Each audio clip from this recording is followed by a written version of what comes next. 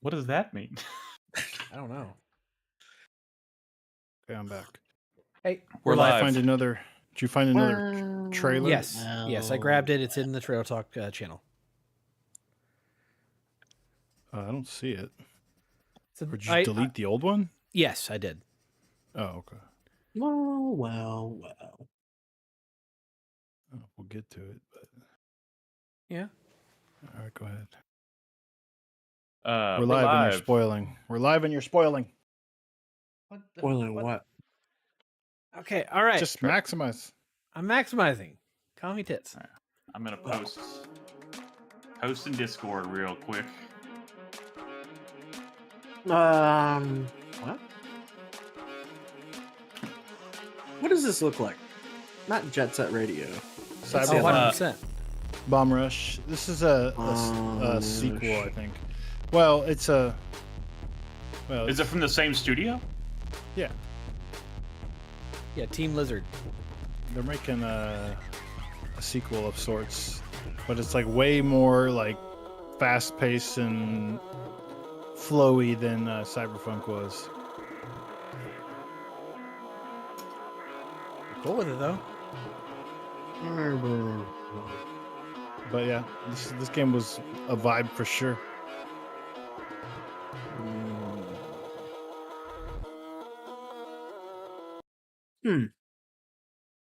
Looks pretty sweet.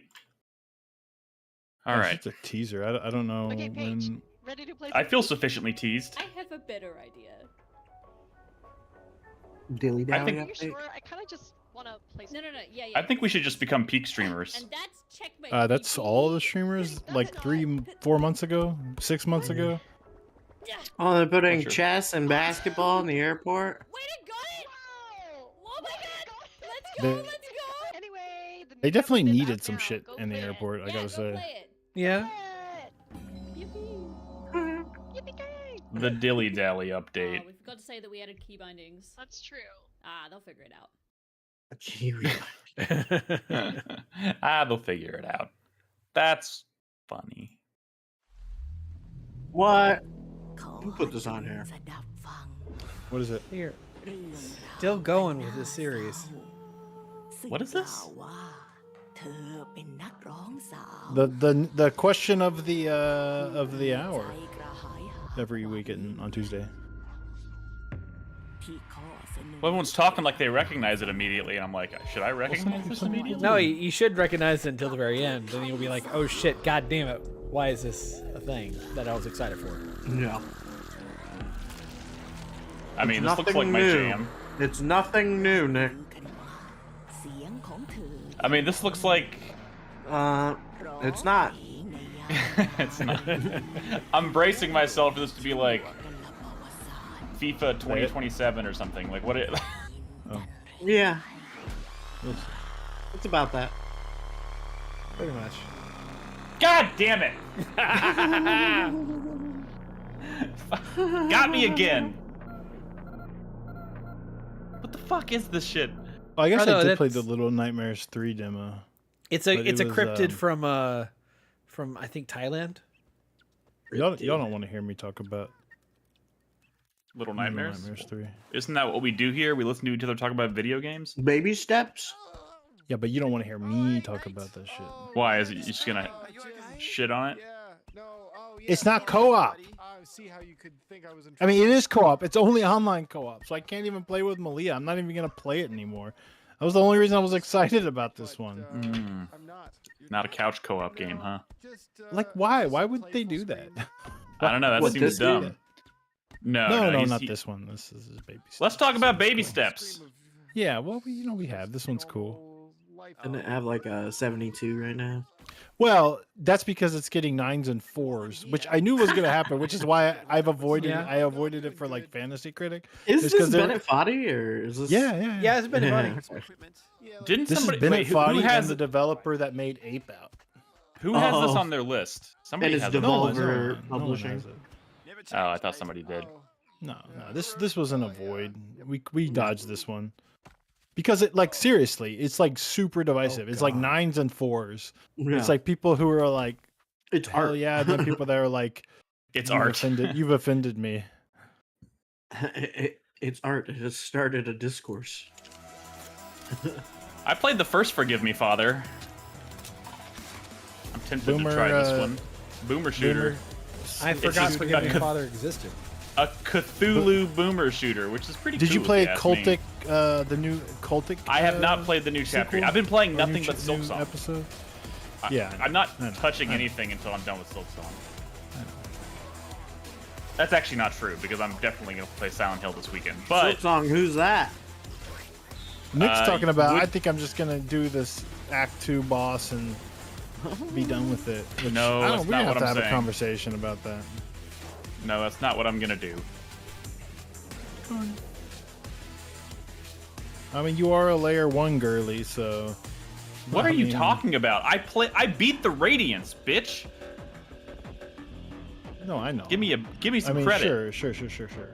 But like, you're like, It's games you fucking actually Hollow Knight. love, like Ghost of Yote, are coming out. I'm sorry. I'm coming on a little strong. Let me chill. Yeah, someone's woke up. I know you don't like Caffeine. them flat games that much. What are you Someone's talking? had a This rough day. You're getting baited, Nick. You're getting baited. I know. What is Debated. this shit? You're a master baiter. What can I say? I am. Yeah. Let's go. On me. That should the way. I just started. Carlos adding says, random "Bring back bullshit, but- cyberbullying." Ready to go. I mean, I've been trying. We can't die in this place, can we? Carlos, you feeling okay? Wait, I can't cyberbully people. why would Carlos not be feeling okay? He's He had COVID. Oh shit! Did I you had get COVID. Nobody asked me if I Is it felt your okay. fault? I'm sure we did actually, and shut up. My 70-plus-year-old mother has COVID right now. Also, and- I didn't ask if he was okay. I don't give a shit. Yeah. Here's the thing. My mother had COVID on Saturday. I was in a room with her. Nice. So Also, you're gonna you'll have it soon. Carlos is what had you're saying. COVID on Saturday, and I was in a room with him.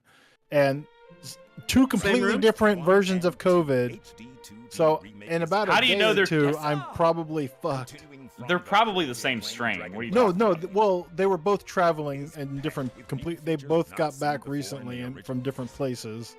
So Ooh, they're you're gonna have both. this is how new strains are made. Like Were you're gonna they get like in a the same room together? Yes, but they weren't really interacting with each other. But I was interacting with both of them, and now I'm scared. Hey, if it makes you feel any better, my actual illness only lasted a day and a half, but I was still testing positive for like a week. But Yeah, the strain seems Okay. less All right. severe. All right, young buck, you motherfucker, shut the fuck up. We don't know. I went and got my vaccine last week. Like, you don't Dude, even need to. You don't know my. You don't know my. You don't know my HIPAA. I mean, the HIPAA violation. You don't know my They, pre-existing conditions, or what am I? They That's, say- that's true. I don't. they say nobody survives 10 exposures.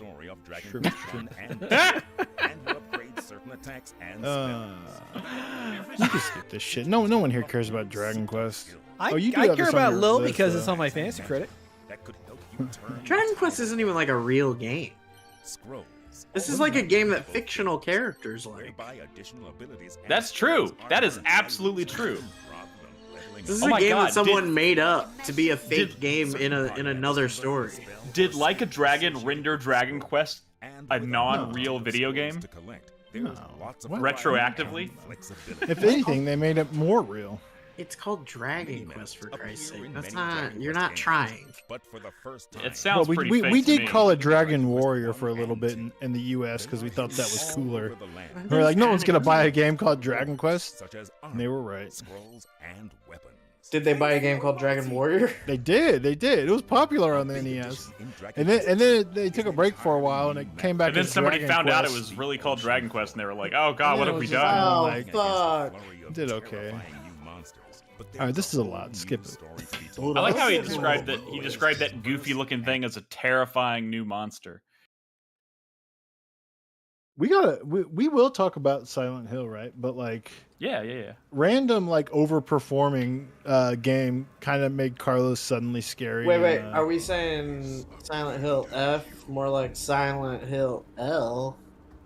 No, we're saying like Silent Hill fucks. Silent F Hill for- fucks. Yeah, Silent Hill F is for reviews. fucks. It way overscored than versus expectations. We finally made Silent Hill sexy. I mean, Well- technically they made Silent Hill sexy last year, but this is. Well, we're gonna talk about it. We're gonna talk about That's it. the thing, right? Like I think it's even currently higher than that. If you don't No. make it sexy, then you Yeah. don't get to eat. That's not. That can't be true.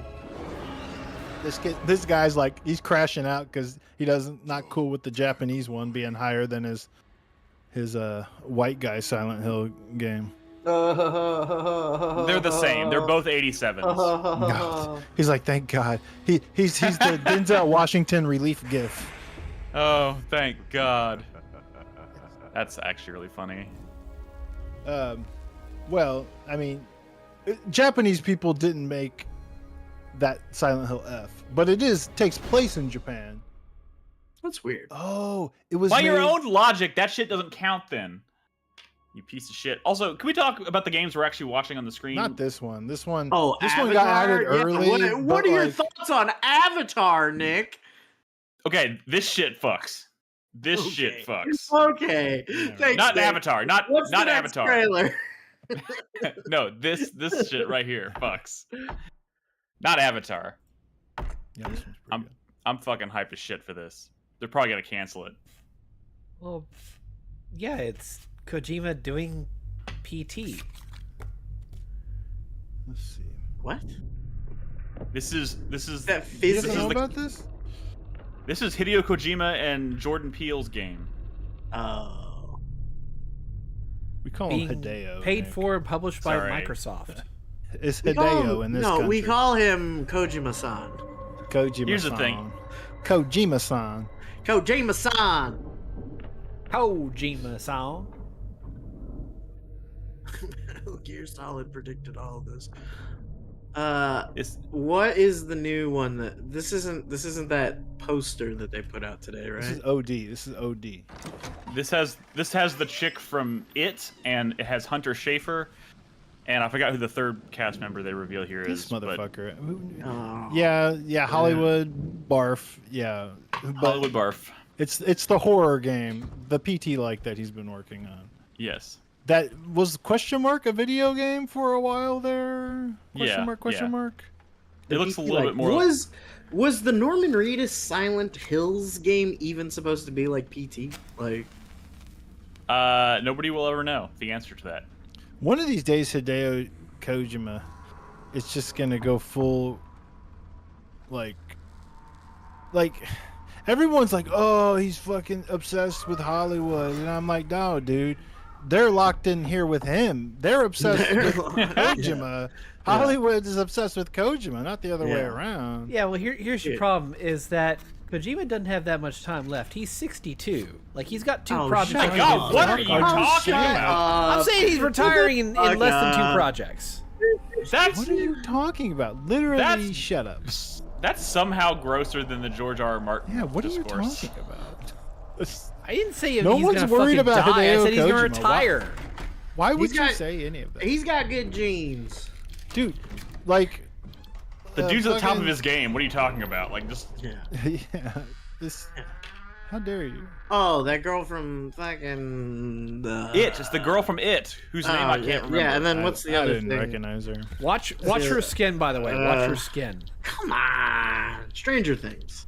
Yeah. Wait. Yeah, horror slop. Bunch of horror slop. She's not in Stranger Things. Is she not? No? don't that's know. no. Millie Bobby Brown? No. No, I this was is thinking not the other Millie girl. Bobby Brown. No, I was thinking of the other girl from Stranger Things. No, I know who you're thinking of, and no, that's not the same chick. Okay, whatever. It's the one from. You're thinking of the one from The Whale.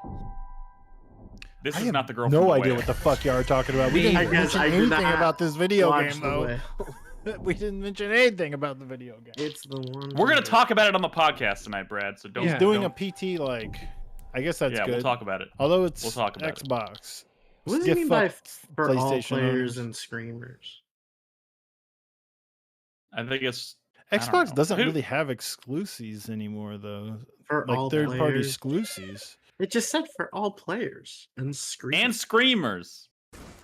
Which means it's probably going to be like a very watchable game. Like it's a It's visual probably gonna be novel. it's probably gonna be streamer slop, kind of like PT. Yeah. No, it's not. But I say that as someone who loves the shit out of PT. Taiwan. So Palworld Pal Farm? Oh, they saw Pokemon moving and they're like, oh no, you don't. Neo Bars is a Taiwan-based developer. They did. Did this get announced first, or is this like a brand new announcement? This is like yesterday. Oh, they did. They saw Pokemon doing a fucking Animal Crossing, and we're like, So, are we gonna find out like next week that Nintendo has like copyrighted No, it's or Hong trademarked Kong the based. concept of farming Hey, games They can't just do to spite Palworld? They can't do that. Hey, None of you They guys j- know how copyrights work.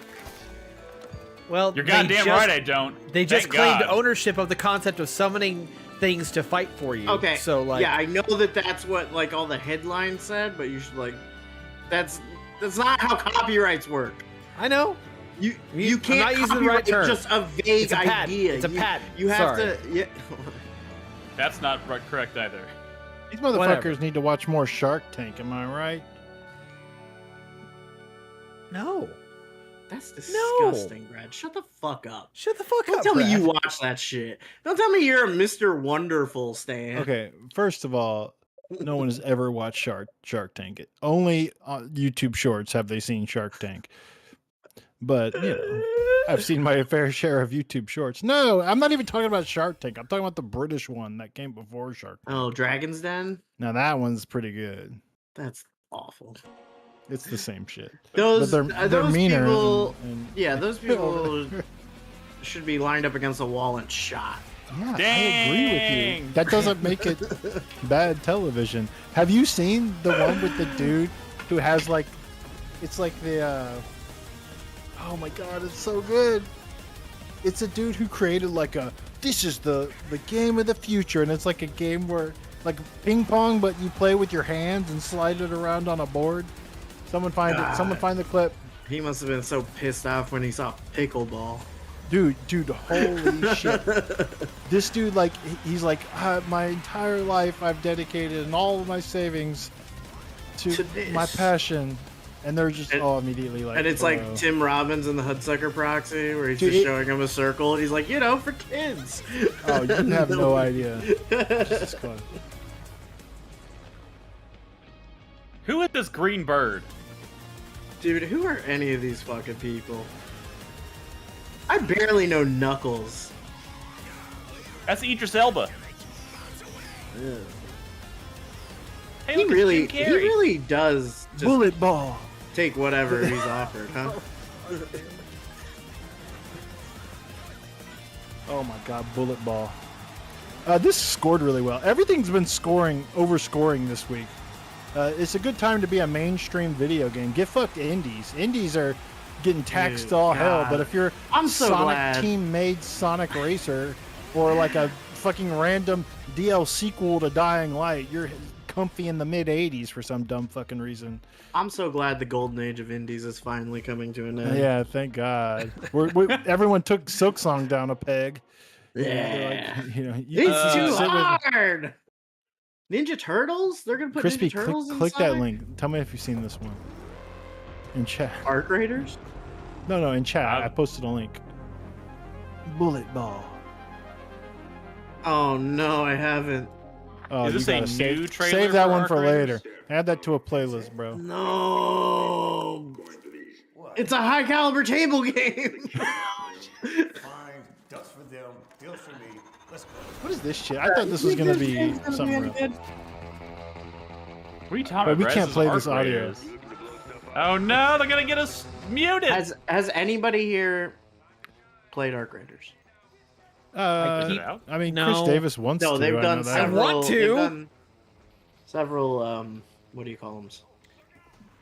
Closed Alphas, test. betas? They've got an open test What? coming in the middle of October. This comes out this year, right? yeah, like out November. On the 30th.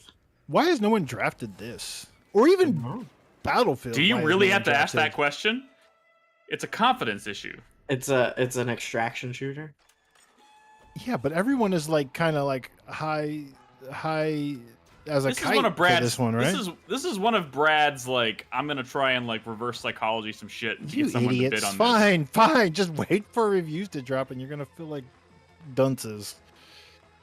Like, okay, I'm what saying- about Battlefield? Everyone is over the moon about Battlefield. I'm just crashing out because there's still like 11 open spots in our league, and I'm like, I can't even. There's not even any games left to counter. I need Brad. to find a counter pick, but Brad. everything is released.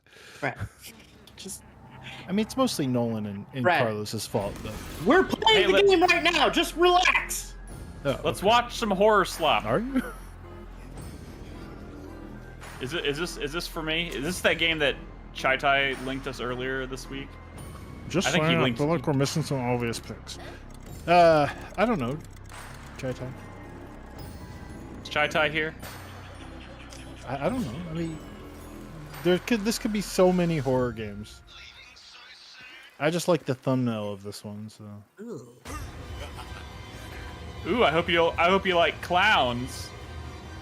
Devour the Carnival. This was early on, like 8:03, when I didn't think there was going to be many interesting trailers to add to the playlist. But by 8:06, I was like, oh, I probably didn't need to add Devour to the playlist. Oh, it's a multiplayer horror game according to Carlos. I mean, literally all of them are Boo. that these days.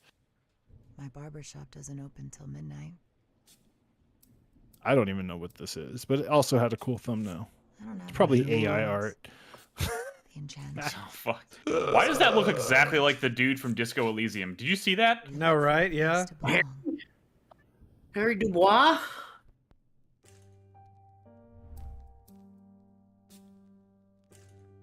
Sync your barber moves to the beat. This is a fucking music and rhythm barbershop game? What the fuck? Do you? So you know what, Carlos? I'm gonna spoil something. He confided in me. This is Fantasy Critic related.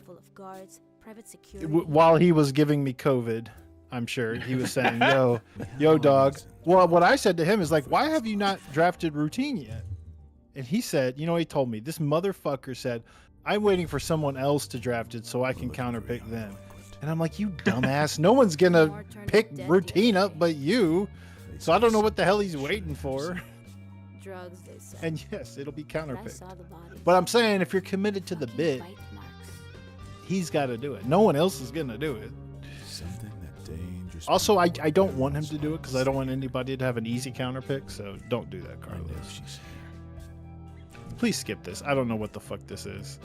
We're watching a barber game. I can't believe this is a real thing. Ooh. I'm kind of tempted to not even watch the launch trailer, but I guess this is trailer talk, so I should probably watch it. Enough already! Hinako, your father. This one, obviously, Cut the crap and like a Silent Hill game. to me. So I did the research, right? Minus the remake last year. Because there was, of course, people in the Fantasy Critic Discord was like, "Yeah, I knew all along this was gonna fucking do numbers," and I'm like, "Shut the fuck up! Shut the dude. fuck up. Shut the fuck up!" Even like It was the like- Silent Hill like loyalists I have to didn't have that much faith in it. Silent Hill has not broken in like even 80s since 2003, before last year. Ugh. Silent Hill 3 was the last Silent Hill game to break 80s This will be our last. before last year. Until Silent Hill. So 3, like, also, this is the developer of To remain alive. Resident Evil Resistance and Reverse. They're the Hong Kong-based something isn't adding studio up. that makes Something- multiplayer Resident Evil games, and now they have made a Silent Hill game that has scored better. The last Resident Evil Teams- mainline game that has scored higher than this was Resident Evil 4 on like the GameCube. Literally, That's like this scored better than Resident Evil Village, 7, 6, 5. Literally, Resident Evil 4 was the last one to score higher. Than It's this. still a little early. There are a lot of reviews for it, but it could still no, could it's still dip. it's. Oh it's god, a this lot is of triggering. reviews. Oh god, that's It's a lot of triggering. reviews. Holy fuck. I will say though, Don't watch it. Oh my God. the review guide sent to critics said play on story mode difficulty. Okay. And I think I'm going to, because I don't want. What I heard deal is with- that you have breakable melee weapons, like durability, and you get nothing from combat. So I'm like, you literally come out of every combat encounter with less. And Yeah. I'm like, that's not. I know there's survival horror people that are like, fuck yeah, dude, you're gonna make me like want to run away. And I'm like, Make me that's hurt. not that like. We're gonna I talk get- about it. We're I gonna get talk the about running it tonight, away Brad. thing, but like feeling bad for engaging in combat every time, I kind of fucking hate. Can we talk about another overperformer? I mean, granted, I've been talking about this series I Trails think, in the Sky. for a very long time, The right? remake. Of I mean, first I chapter. talked The about the environment original has when gone it came missing. out on There will come a PSP, time right? when she has to choose her own path. But Hurry and bring Dad back. Estelle, look out! I will say, and this is like at a 92, which can I say? Not only has no Trails game ever scored that high, ever even gotten close to. I think the highest scoring Trails game ever before this has been like an 85. This is a remake of the first entry in the series, All right, Joshua, let's and do this. I thought you'd put up which is a loved game. There are various like this is a series that's like 12 plus games long, I think, at this point. Maybe 10, 11, 12 games long. No, bigger than that, maybe, actually, longer than that. 12, 13. Are y'all seeing this? And every discussion about this series when a new game comes out is like, can I start here? Can I start here? Where do I start? And just loop it. And the fans always say, Just loop it. people are like, well, maybe you can start on this arc, right? Maybe you could start on this arc. But then it's like a war between fans. Just loop it. What are you doing, Chris Davis? I want to point something out here. Look at the lower right. Okay. What does it say? It says skip. Yeah, What do they you want? recorded from a fucking console for their trailer. Okay. Hell yeah, brother! Man of the people. All right, don't interrupt. Like, me. why They're are we- real down to Listen, earth. listen. You know, they're So cool. there's literally infighting because some fans like hate when people are saying, "Oh, you could just start with like Tales from Zero or Tales of Cold Steel 1 or whatever," right? Because what everybody says is like, no, you literally have to start from the beginning. Like that, like the fucking 20-year-old game, you just got to start there and play all 13 fucking games. Otherwise, don't it play up. this series. And there's a lot of fans that are like, stop it, you're fucking gatekeeping. You're gatekeeping. You can't do that. And they're like, no, but it's just true. It's just fucking true. The magic of this series means you have to experience every single entry, which is crazy, right? So now they come along and there's like a remake of the original game. Let me tell you, only series fans play and review these games. You've seen it in the past. I've picked up Trails games for Fantasy Critic, right? Knowing that They're gonna get the like only 6 people who reviews. review these games are series fans. And the series fans are like ride or die. They're like the best RPG series of all time, right? The problem is, where do you start? Well, you start from the beginning, which is like a 20-year-old game. So I'm now, more bitch. now this remake comes out. They're fucking recruiting. They've pinned a medal on the entire series and are recruiting people. Like these scores are a little bit inflated, and they know what they're doing. They're recruiting fans because this is the best place to start. Like imagine a shiny new remake of a game of like Yakuza 0 came out like 20 years after the original. And they're giving it awards so people take notice. So because they've now created the perfect place to start. Well, unless you're Chris Davis, in which case you're just crazy. Well, is And there that- a sixth? And that's what's going on here. Like this is a niche, like Japanese RPG, and it's like niche, like double A. Like these Falcom is known like between the East games and the Trails games, like they're dated looking games, right? Like obviously, like Final Fantasy Rebirth. Is it a different like visual class than this? Even like Persona and stuff, right? You play these games for the story. Brad, you're going full on like I have a podcast question. rhetoric here, and we need to start the show soon. But shut the bitch. I have No a one wants to hear me question. talk about a Trails game on the podcast, and I know you don't because you're a fucking graphics whore. Yeah, everyone shut up. Hang on, wait. I have a question. So, like, Am I wrong? they say you have to play like all 14 of these games because the story is like that interconnected. Yes, absolutely. Like crazy fucking like if you play Trails of Cold Steel like 1 or something, there's an insane twist that spoils the entirety of like Trails in the Sky. You know, so it's like you can't start there, is what people are saying. Like it's amazing moments, but like you have to start from the beginning. And now they've created the best start. So that's what this is. This is a 92 on OpenCritic. It's awesome. That's great. Deeply loved by fans. Good. Are you interested, Nick? Fucked up, Brad. I mean, You just called me a graphics whore for no reason. What do you? But I mean, why else are you like, you know? Because it's 840. Yeah, and you're it's always 840 when we're watching trailers. It's always 840 somewhere. Yeah, it's true. Just skip. Yeah, what do you want me to say? Do you want me to not talk about games? I have things to talk about. What we do here? Oh, this game's gonna suck, right? Yeah. Damn it! Damn it! I mean, they have backpedaled, What and if it now doesn't, the though? the DLC clans that you could join are now in the base game. But it's not an RPG. It's not like an sim, right? No, they stripped all that out. Then what even is it? It's just a game about vampires. It's a video game. Well, you know, there's going to be like some light, you know, whatever, dude. What this is going to be crushingly disappointing. But we always knew that. Look, here's some. I'm gonna go bid on it. Outfits. Yeah, you do that. You fucking do that. I need something to counterpick. Please, by all means. What? There's nothing left on my list you can counterpick? All Your of list our is locked games down, have buddy. released. We need people to pick up new games. Dude, like every fucking game on your October. list except for one is countered already, Chris. Yeah, I fucking know. October. You're locked I don't think down. Dragon Quest has been countered. You can go ahead and do that Does the city falling apart into Why would we counterpick that? That's a stupid counter. for the memes to fuck me over. There's no memes here.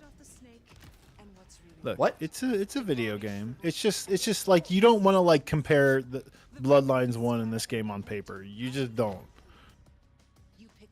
That's a tragedy. It's just sad. Unbelievable.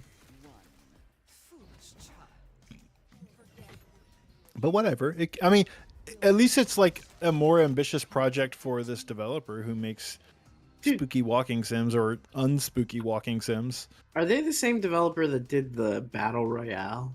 The Vampire the Masquerade Battle Royale? No. Because look, This is- that was never this is, gonna... That was I never mean, going to this be a is- thing. That was like it was living on borrowed time, whatever. But This it one's for was you, kind of Crystal. cool. It was kind of cool.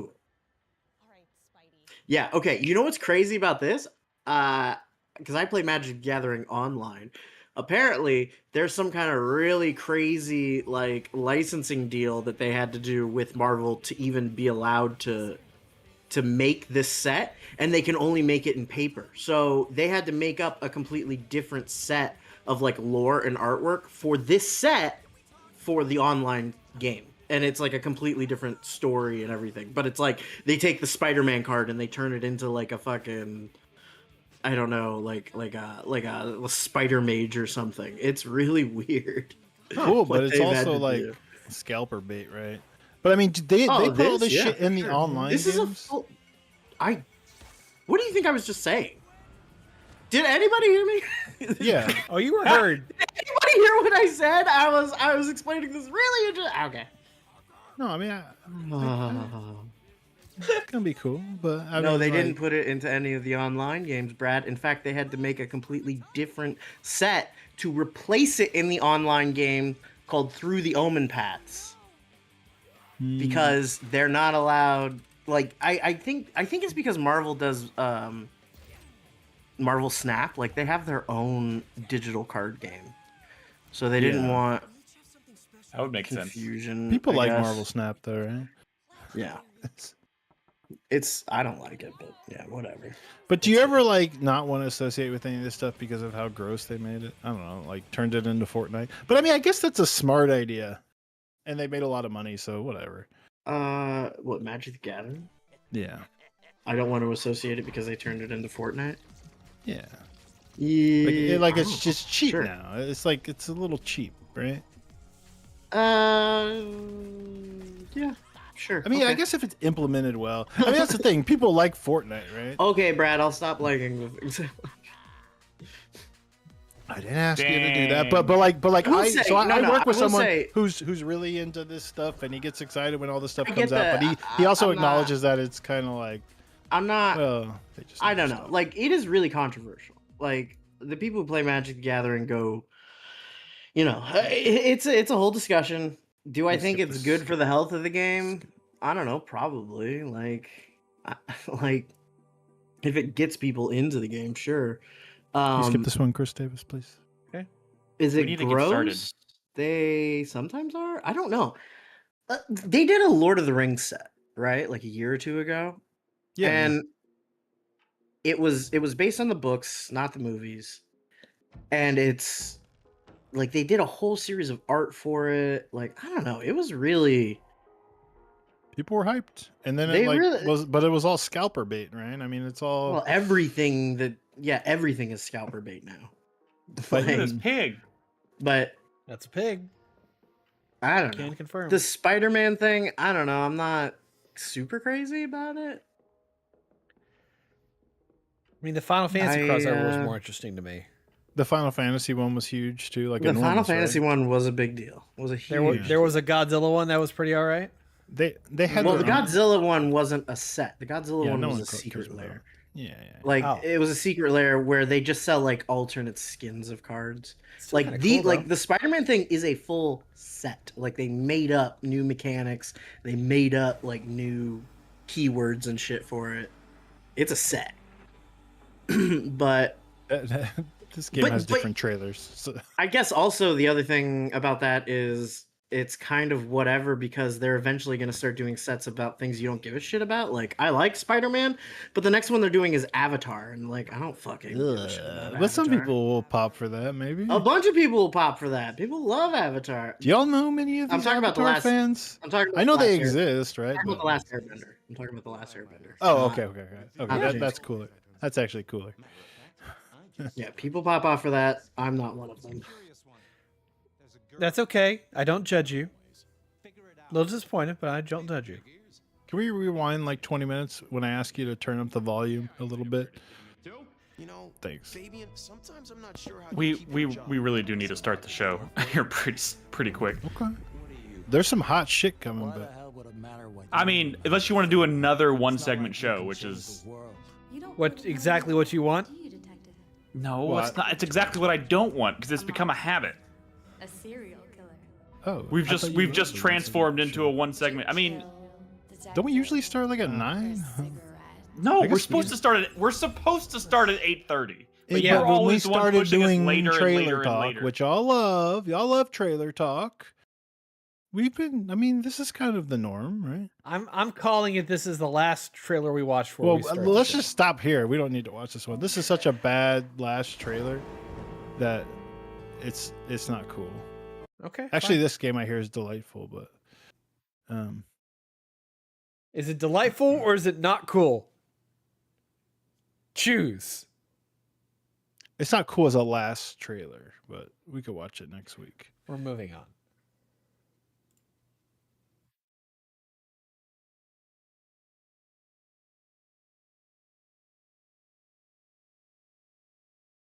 Okay. Let's fucking go, y'all. Let's fucking go. Okay. Make certain all my other scenes. I'm are recording. Testing. How's my volume level been? This is I adjusted stuff for peak, so You've been blowing out just a very little bit, but it's not that bad. Maybe turn down your gain just a little bit.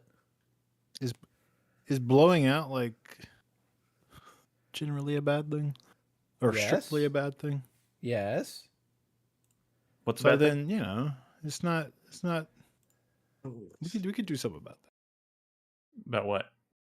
That he's been blowing out his mic just a little bit tonight.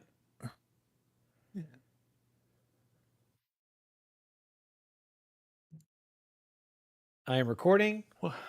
What episode number is this? 849. Yes. 849. All right. Did you watch Bullet Ball, Crispy? I am recording.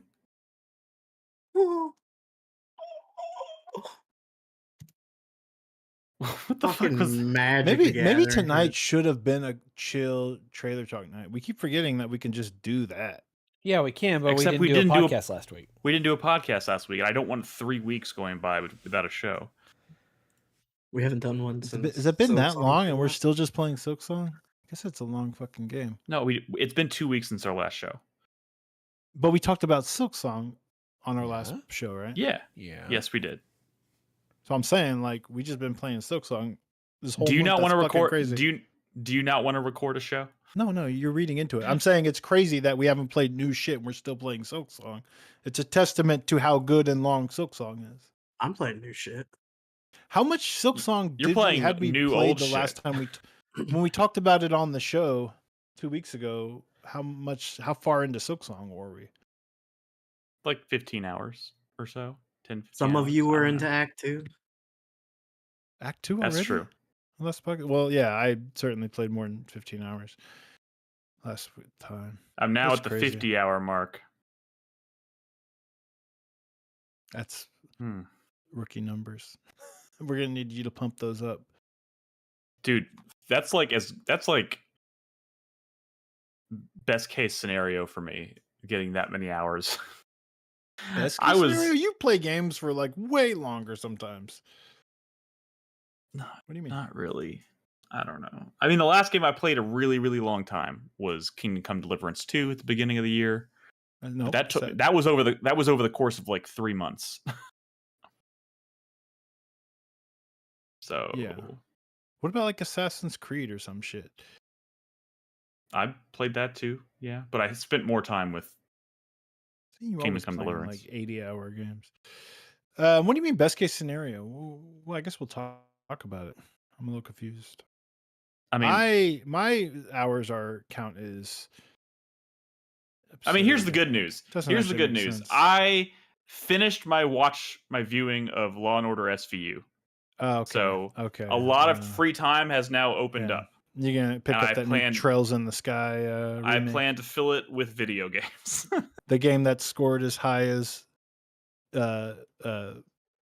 E33 this year, Claire Obscure Expedition 33, but looks like a PS3 game. Right. All right. Is everybody recording? I've been recording. I will stop and restart. I Why? can't see We're Crispy, in so a I don't know hurry if here. he's Come on. giving me a thumbs up. Oh. I have restarted my recording.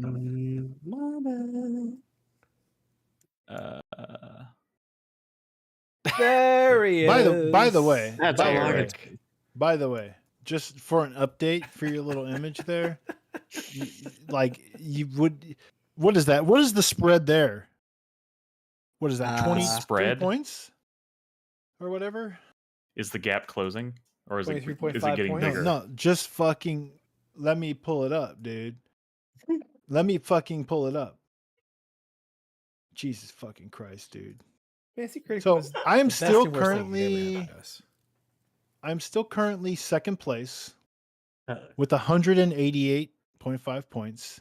Wow. He's in first place with 229 points. Damn, just blowing. Dude, you out. it is Just- absurd. It's Just making like, a fool of you. That's it's absurd. blowing it out. That's crazy. He still has 3 hidden releases. Motherfucking sicko. And I know one of those is probably Consume Me. One of them's probably Final Fantasy Tactics, and one of them is probably maybe Lego Party. But yeah, he just mogged everyone. Like it's a clown show. Speaking of clown show, I'm recording, so we're gonna start this roll call right now. Brad, Hello, it's a 1 segment show. Crispy, Hello. Chris Davis. Hello, I am also here speaking to the microphone. Thank you. Hey everyone, welcome to 4Player Podcast. This is episode 849. Look at that, 849. It is September 23rd, 2025. I am your host, Nick Henderson, joined as always by Brad Simons. Yeah, what up? Currently second place to Derek in his I'm fantasy probably critic league. not even going to end second place. There's somebody coming up with 4 hidden releases. Man, what a bitch. Just a little All bit right. behind. Crispy, Part of it hello, is Crispy. fucking Trails Oh in my the God. Sky overperforming. What the fuck? We're going to talk about overperforming games tonight, that's for sure. But before we get through this intro, Crispy, how you doing? Hello. What's up? Hello. We're going to talk a little bit about Peak tonight. I'm kind of excited because last week was so fun. I gotta say though, I had a good time. Like you could be a fucking 13-year-old listening to this shit, and you just said the most uncool shit you've ever said. Well, it's Damn. like talk about Peak tonight. It's so fucking like not cool to be excited about Peak. You can like be playing Peak still, but like you can't be excited about. Can't be Peak talking anymore. about it. Yeah, it's Well, like here's the it's like this fucking. All right, we it's here just- at 4Player Podcast never really jump on the streamer slop bandwagons until way later.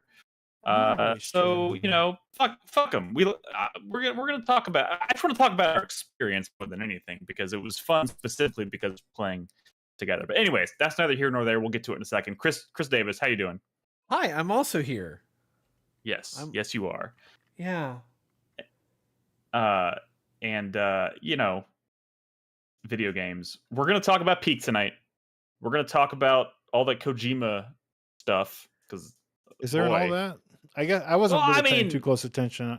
Yeah, he announced like a fucking partnership with Niantic, a fucking gross animated Death Stranding movie, which looks kind of wild. OD, which has a new subtitle and a trailer, which looks wild.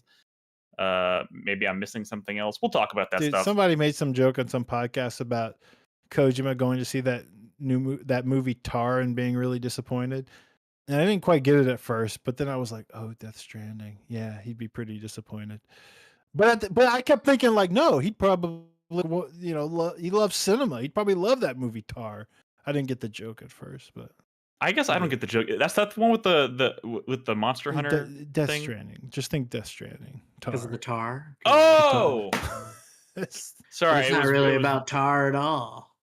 Yeah. Although it does end like mogging Monster Hunter. It does. Yeah, that's the only thing No, it doesn't. It ends showing that her own personal hell is directing live orchestra performances of Monster Hunter while a bunch of people in Monster Hunter cosplay go, "Whoa, yeah!" And it's like imps with their pitchforks, like fanning the flames of hell. It's like... impressive. Some of the cosplay is impressive, though. It's kind of completely unrealistic. Yeah. Damn. So, anyway, I also want to spend a little bit of time tonight talking about those surprise Silent Hill F reviews. That's crazy. But of course, and the surprise Trails in the Sky remake reviews, right? Sure. Isn't that's just as exciting? I mean, there are lots of. It's a big week for Sonic overperformed, Dying Light games. overperformed. Even I mean, I feel like that's kind of that's nope. Why are you saying you're the one in our own Discord who's like messaging me constantly about Dying Light? Be like, bro, you should play this. You should watch this. And I'm like, I did that once after the reviews dropped because I wanted you to be interested in the game because I listened to a review and I was like, holy shit, this is like exactly what Nick wants from Dying Light. But how is an 82 overperforming? I feel like that's because the series scored like a 73 for the first one that people loved and a 76 for the one that people hated. And this started as DLC for the one that people hated, and it's the highest scoring Dying Light game. And no one was expecting much from this. So that's why. The first game is really only a 72? Yes. Okay, well, I guess that statement makes sense then.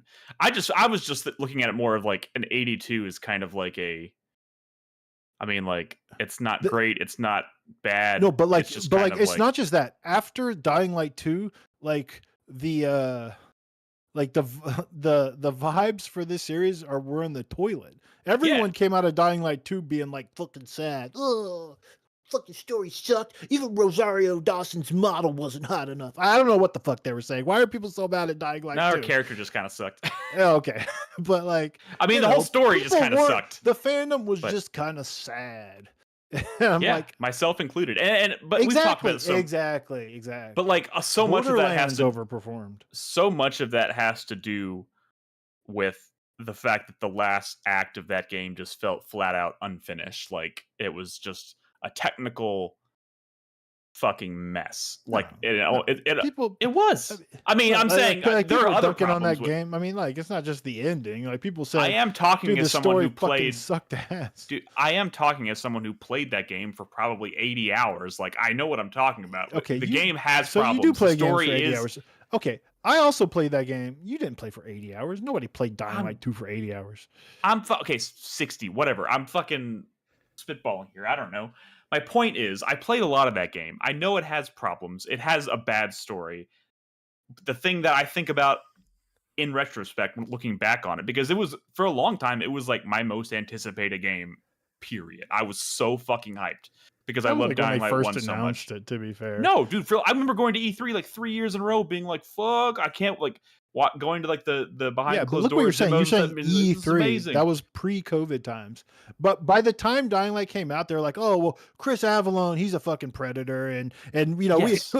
like a lot of shit happened with that game before release, and it kind of. And I'm not downplaying any of that. I'm just saying, I went into it super fucking excited for it. A lot of shit happened with it behind the scenes, obviously. And it was, mechanically speaking, a really fun game to play. It was just all the stuff they had you doing to progress the story forward was boring as fuck.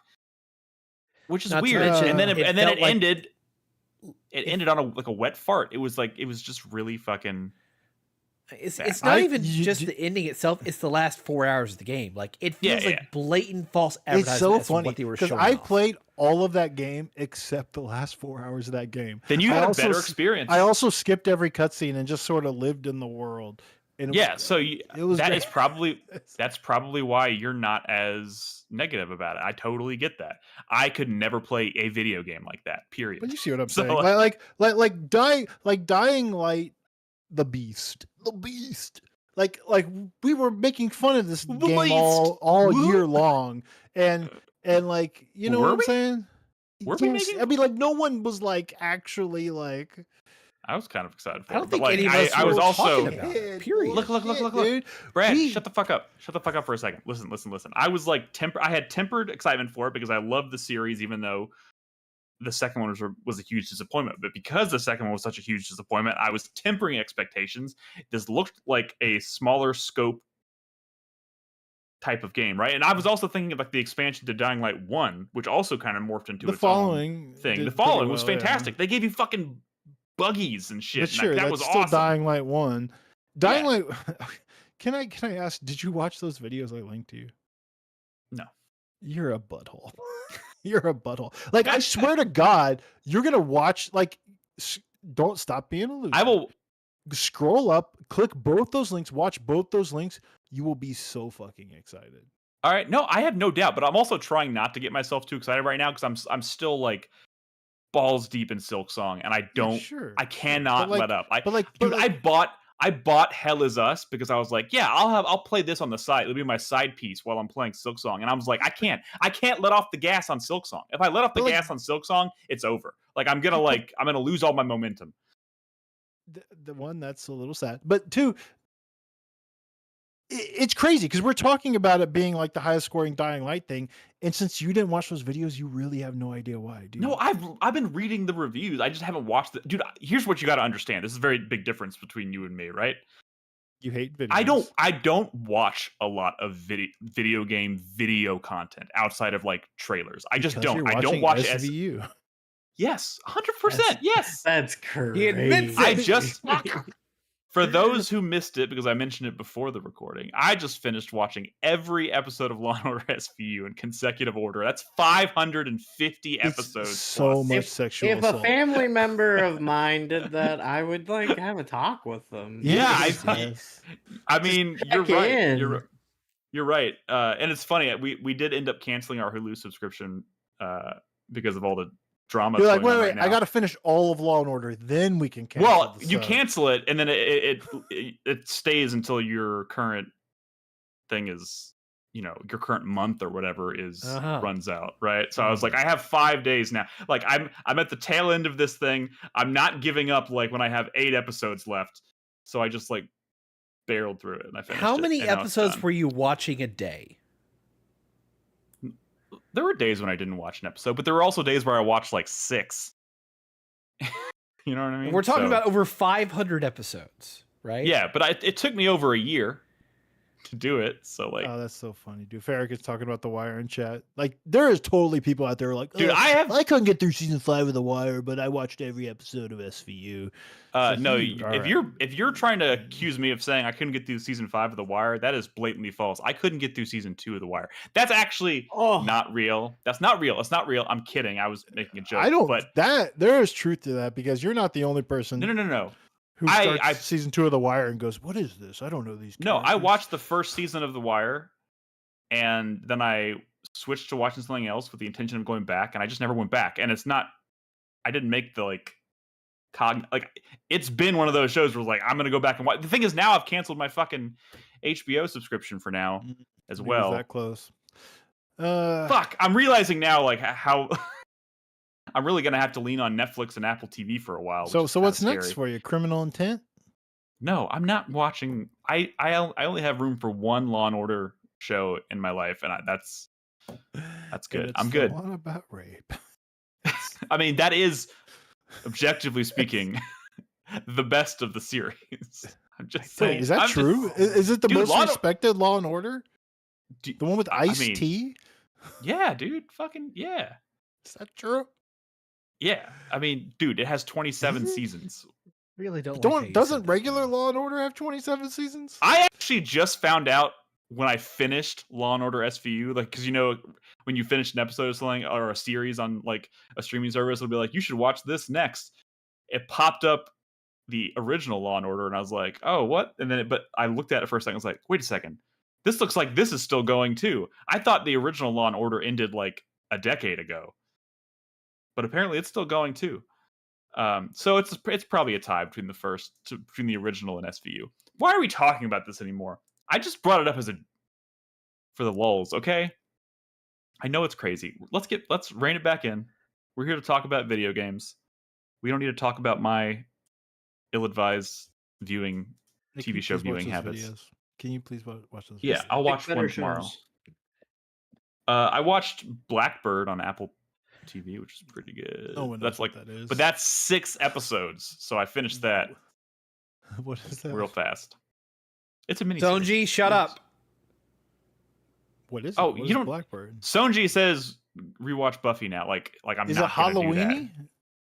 Blackbird? Not in the sense, not what you're looking for. It's a story about a guy who goes under.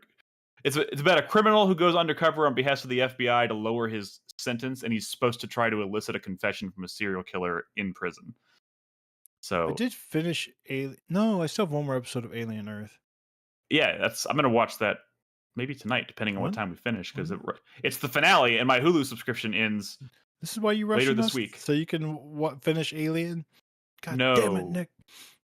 No. But I'm kind of like Halloween pilled right now, so I'm looking for good stuff. Did y'all hear that new VHS movie is like Halloween based? Kind of excited about that. I watched The Long Walk. I don't know how Halloween-y that is, but it is. It's not very Halloween-y. I mean, it's Stephen King, and it's really good. It's a really good fucking movie. I heard it got really good reviews, right? Dude, it's excellent. And what is that? Who directed that? Why is that so good? Who direct? Oh, I mean, it's based off of one of his earliest. Yeah, but like stories. there's also like Poop from a Butt that is based on Stephen King books. You're gonna make me look up who directed The Long Walk, but I'm not. It's Francis Lawrence is the director. The director of The Hunger Games, Constantine, I Am Legend, Red Sparrow. And I guess that's it. I mean, some of those are okay. I mean, I didn't go to this movie because of the director. This is not like this is the first time me looking it up to even see who the director I'm not saying you did or you should. I just asked who it was. I mean, it's probably his best movie at this point. I'm guessing. Yeah, I mean, no, I'm saying like this reviewed extremely well. So I'm like, it's because it's just it's a really interesting concept and it's executed really, really well. And it's It's just hard to fucking watch. Squid Games, dude. It's just fucking Squid Games. No, it's not Squid. I mean, as someone who has never watched Squid Games, percent certified fresh, which is as someone who has never watched the Squid Games, I can't say for sure that it's not Squid Games, but I feel pretty confident saying it's not. This dude's virtue signaling for as like a non-Squid Games watcher. It's not. Nick, you're not the cool one. Look, you asked what we watched. I said I watched The Long Walk. It's pretty good. I highly recommend it. It's good. You didn't watch Squid Games? No, Robin has. I don't know what it is. No, I'm just saying. Like, I know what. I know a lot of people who have watched it. I know what it is, Nick. We've talked about this. But they're not Japanese. No. Well, it's them subtitles though. I think they have a dub. I think it's more of the concept of Squid Games just doesn't really appeal to me all Bro, that much, the concept is what's so cool about the Squid Games. What are you talking about? It's a matter of opinion. I don't know. It didn't really blow my skirt up. What do you want me to say? The concept is the thing. I mean, that's great. I'm glad you like it. It just doesn't really appeal that much to me. I don't know what to tell you. Well, you know. I don't know what to tell you. Long bitch. Walk Okay. from the creator of the Hunger Games. I mean, like, it's all the same shit, Nick. It's exactly Do you know what that. The Long Walk is about? Yes. Okay. It's very Squid Games adjacent. I mean, it's different tone, sure, but you know. So, can I ask you what makes The Long Walk good? Interesting, Nick? I mean, really good performances, really interesting. Okay, I mean, shut the no. fuck I mean, what do made you you want wanna to go see it? spoil? Everyone concept. knows the concept. It's a high intense concept thing, like Battle Royale or Squid Game or the Hunger Games. It's not literally like those, you know, but it is like dude, fucking here is what's happening, and if they don't, it's like Speed on feet. Speed on feet. But I'm saying, wait, Okay, pitch that's funny. That's actually the pitch true. is a really like fucking That is intense premise. That's actually right? really funny. Yes, it's an intense premise. I don't know. And the pitch is intriguing, and that is Squid Games. That's all I'm saying. Okay, I'm just saying. I don't know what you want me to I'm tell saying you, watch Brad. Squid Games, okay? Sure.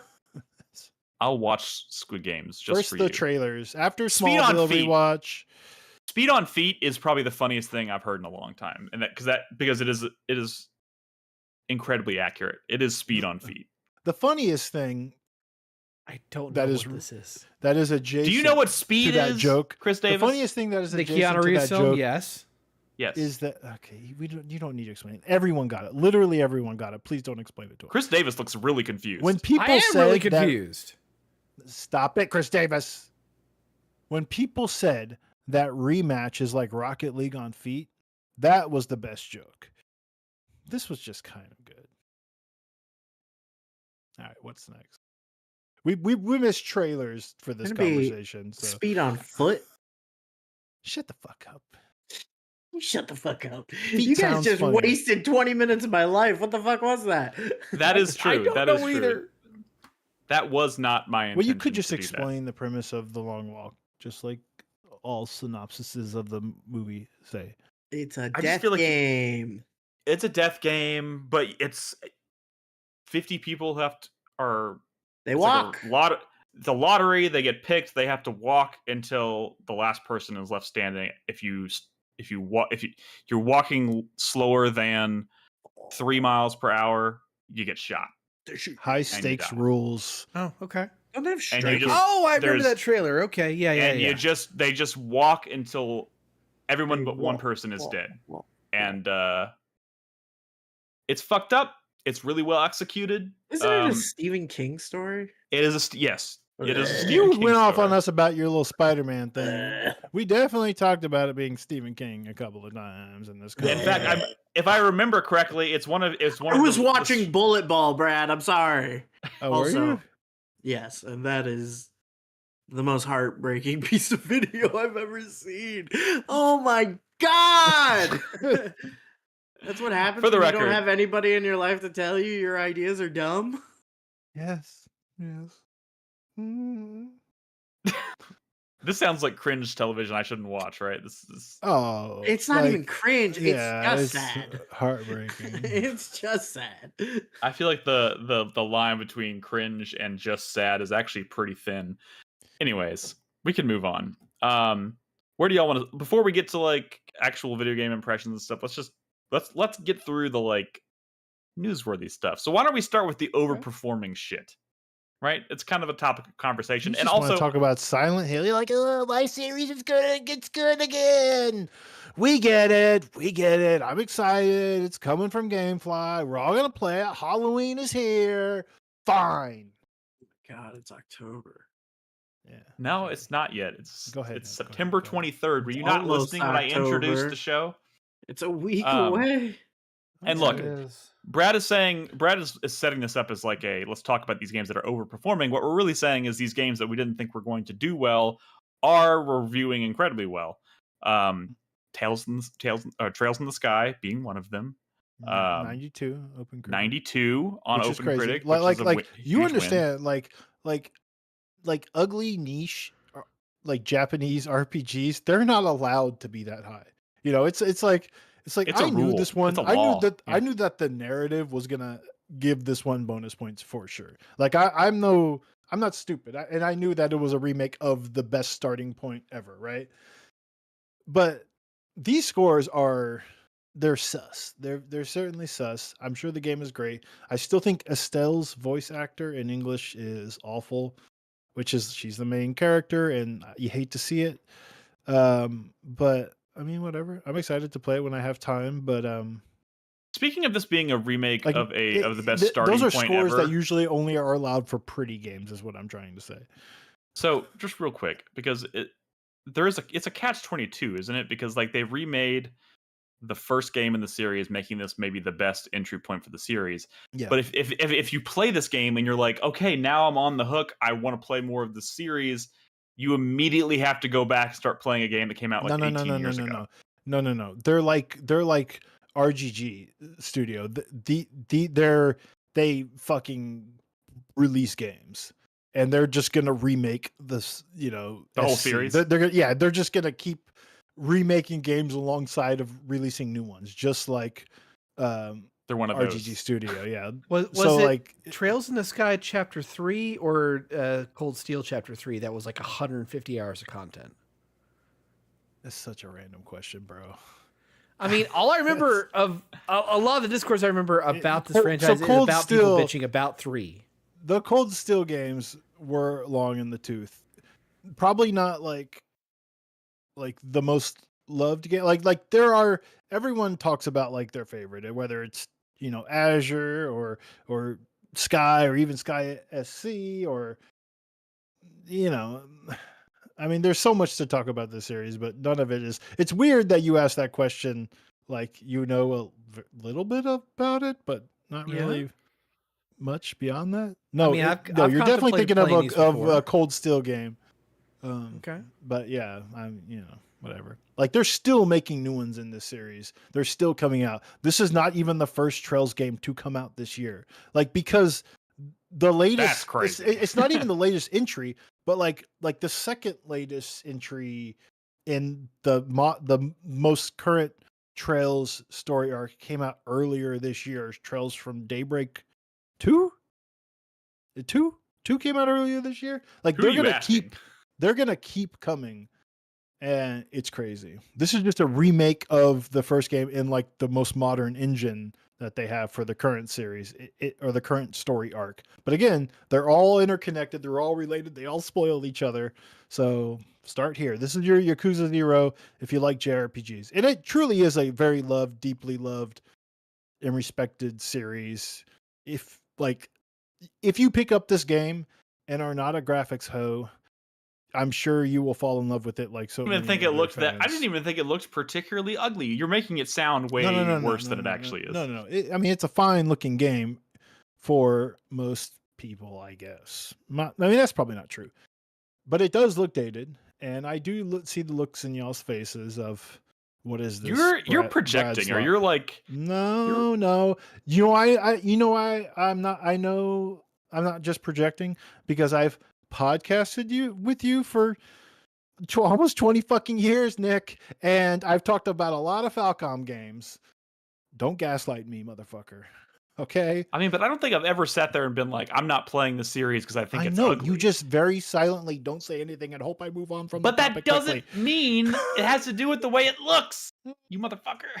You've talked about some of these games, whether an East game or whatever, about being a little uggo. At least joked. Just joke with me, Nick. I agree, Brad. Uggo indeed. Thank you. What else we got? Silent Hill. Well, Silent Hill F. Silent Hill F It could have been an F. It was. Look, I mean, let's be real. So no. Can I set this one up because I have been talking about this game all week? Silent Hill. The Fantasy Critic Discord. The Fantasy Critic Discord. Okay. Go ahead. This game had a lot of red flags, right? This project had a lot of red flags. This is modern day Konami, who are like, by the way, rebooting the entire Silent Hill IP with all of these projects. The first two were bona fide tragedies, right? Ascension. Which when they started, we're like, well, this isn't surprising because Konami is like, a Lovecraftian nightmare. But then the remake of Silent Hill 2 comes out and people like it. People love it even. Which is a surprise because Bloober made it. And Bloober was not like a bad studio, but definitely a studio that people didn't want to have it's not the studio you necessarily you don't hand the most beloved horror game of all time to that studio and hope for the best. Exactly. Like, the Layers of Fear people and the makers of that Blair Witch game. It's like, fuck you. How dare you? I love that Blair Witch game. Go fuck yourself. But I know what I agree with you. I know what you're saying. It was great. You can say like Nick. I love that game. I had a really great time with that game. So there's all that, right? But then there's also the fact that this is Neo Bards Entertainment, Hong Kong-based studio that mostly a support studio, but then they occasionally do their own thing, like when they made 2 bad Resident Evil multiplayer games, which, by the way, Reverse and Resistance, they recently did like this, what was it, like the 100 lowest like user scored games of all time, and both of those Resident Evil multiplayer games were on that list, which is funny. Because so what that tells me is that maybe the studio maybe it's not this is a bad studio, it's that maybe this isn't a great studio to put in to like do multiplayer games. Like maybe that's just not their certainly not right their strength.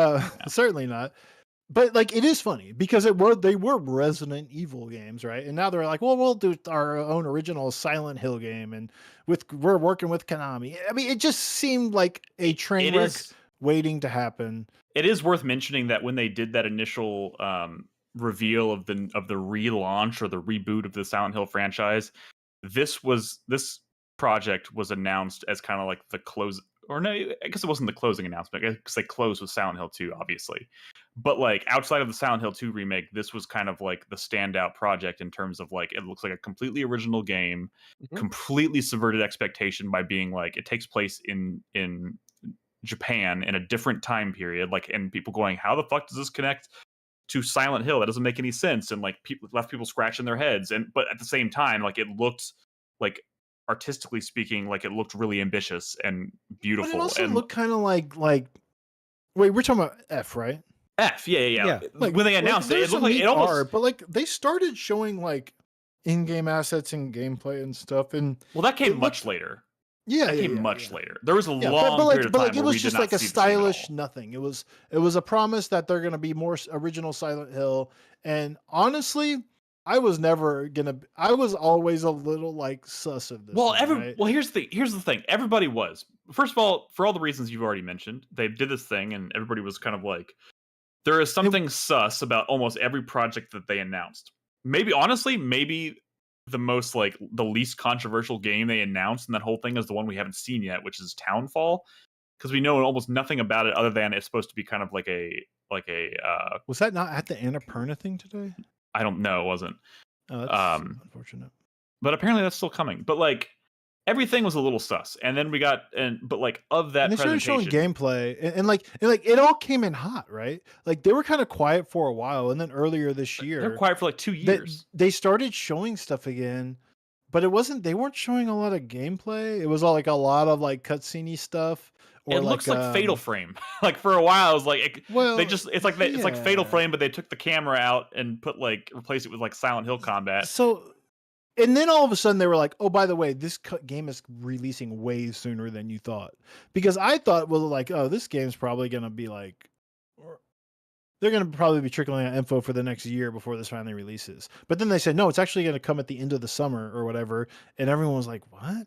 Like already it's coming out? You've barely shown this game. It seemed real weird. Quick, before you go any further, I didn't get to finish my thought about like that original announcement, like almost immediately, because people were like, oh, that looks really interesting. But immediately people were like, who's this developer? Because obviously they put the and then people looked it up and were like, oh, well, this is suddenly very suspect. And that was kind of the narrative for a very long time. Yeah, that and we just hadn't really seen much of it. When they finally started showing it, people were like, some people were kind of like, oh yeah, this seems cool. I was always like, yeah, but like, let me see some unedited gameplay. I bet the combat's going to be jank as fuck, which, by the way, like reviews are super positive and they're not like, it ain't because of the combat. Now, so like, the other thing that had me a little like iffy is like, the actual like, you know, remnants of Team Silent or whatever, they were still kind of around and kicking and doing like last year they released Slitterhead, and like some people like that as like a fun like oddity, but like it definitely was like a really jank ass kind of like lower budget game. And anytime I think I was thinking of Silent Hill F, I was like, this is probably also going to be like a lower budget game than I thought. Probably jankier than I thought. They mean well. They want to have Silent Hill vibes or whatever, but it's probably going to be just kind of like low 70s, probably land around there, right? Best case scenario in my mind was a high 70s kind of situation, maybe. Now, earlier this week, there was a leaked review that was posted early and then pulled down, but people saw it and it was like a 9.5 from like, you know, a real ass game critic, right? 9.5? What? For this weird jank ass Silent Hill game? Like, what are you talking about? What's going on? 9.5? That's rare for just horror games in general, honestly. Yeah. And then, I don't know. So a lot of like hindsight is 2020 kind of talk happens over in the Fantasy Critic Discord because, you know, of course it does, right? What I've been hearing a lot of people throw around is like, oh yeah, I knew this was going to be amazing because Ryu Kishi 7 is the writer or writing for this game, and they're throwing it around like you know, a game with good writing is always going to score incredibly well or something, which is not true. But he's like a respected like manga writer. I don't know. Didn't he write? Is he the writer who did that? Higurashi, When They Cry. The whole, I forgot what it's called. Oh, really? When They Cry. Okay. Is he the one who wrote the manga with like the people shaped holes? No. You know, no. What am I thinking that's of? Junji What is Ito. that? That's Oh, you're right. He was involved. No. He was involved in another horror project, but I can't remember which one it was. But like, did this motherfucker actually write the script, or is this like a George R. Martin writes Elden Ring kind of situation? There's a Junji Ito suit in Death Stranding too. He did like a pattern for a suit that makes him invisible to BTs. Pretty cool. Okay. It was cool. Yeah, but anyways, apparently, you know, but again, I don't think anybody expected these kind of scores. Now it has 88 reviews and it's sitting at an 87. Did y'all watch or read any of these reviews? Like, they still kind of like talk shit about the combat. But here's the thing, like here's yes, it's always been bad in Silent Hill. It's always been bad, but like I also think about like one of the black sheep of the series was Homecoming, but like the one thing they did pretty well in Homecoming, I think comparatively speaking, maybe to a lot of the other Silent Hill games, was the combat. It wasn't great, but it was like way more competent than most other games in the series at that point. Shit, but the problem is everything else sucked. Yeah, but like if they at least reach like that level, that tier of combat, but everything else is also really good, then I can understand why people are really happy with this. And I also think the Silent Hill 2 remake had really solid combat. Solid. So like, but yeah, and I don't think, but at least combat in that was like kind of fun. You had, you know, you didn't just have melee weapons, and you were getting stuff from. Did you get stuff directly from enemies? Right. Like they'd have like a bullet or some shit, right? I think there was crazy? like a random, like a low chance they might drop it. But in like this game, like I watched a review that said, "Well, you should just There's run no away because there's rewards. literally no reason to engage unless you absolutely have to." Which to me, people are like, "Oh, early Resident Evil was like that." Yeah, but early Resident Evil was still like you were like getting more powerful. Like you were saving up like your arsenal by avoiding combat. Like you Yeah. felt like you were getting more powerful by slipping past enemies, and like it was tricky. And you had like a knife if you absolutely wanted to like engage. This has like breakable melee weapons, and you get nothing from combat. The difference worries me a being little Resident Evil to some degree has always been a little bit of the power fantasy stuff, right? Silent Hill has never really been about that. In fact, it's quite the opposite. So like the only benefit you receive from taking enemies down in a game like this, I assume, based on what I've read, is that you potentially can kill enemies and make it easier to explore without constantly having to dodge enemies. But I see your point.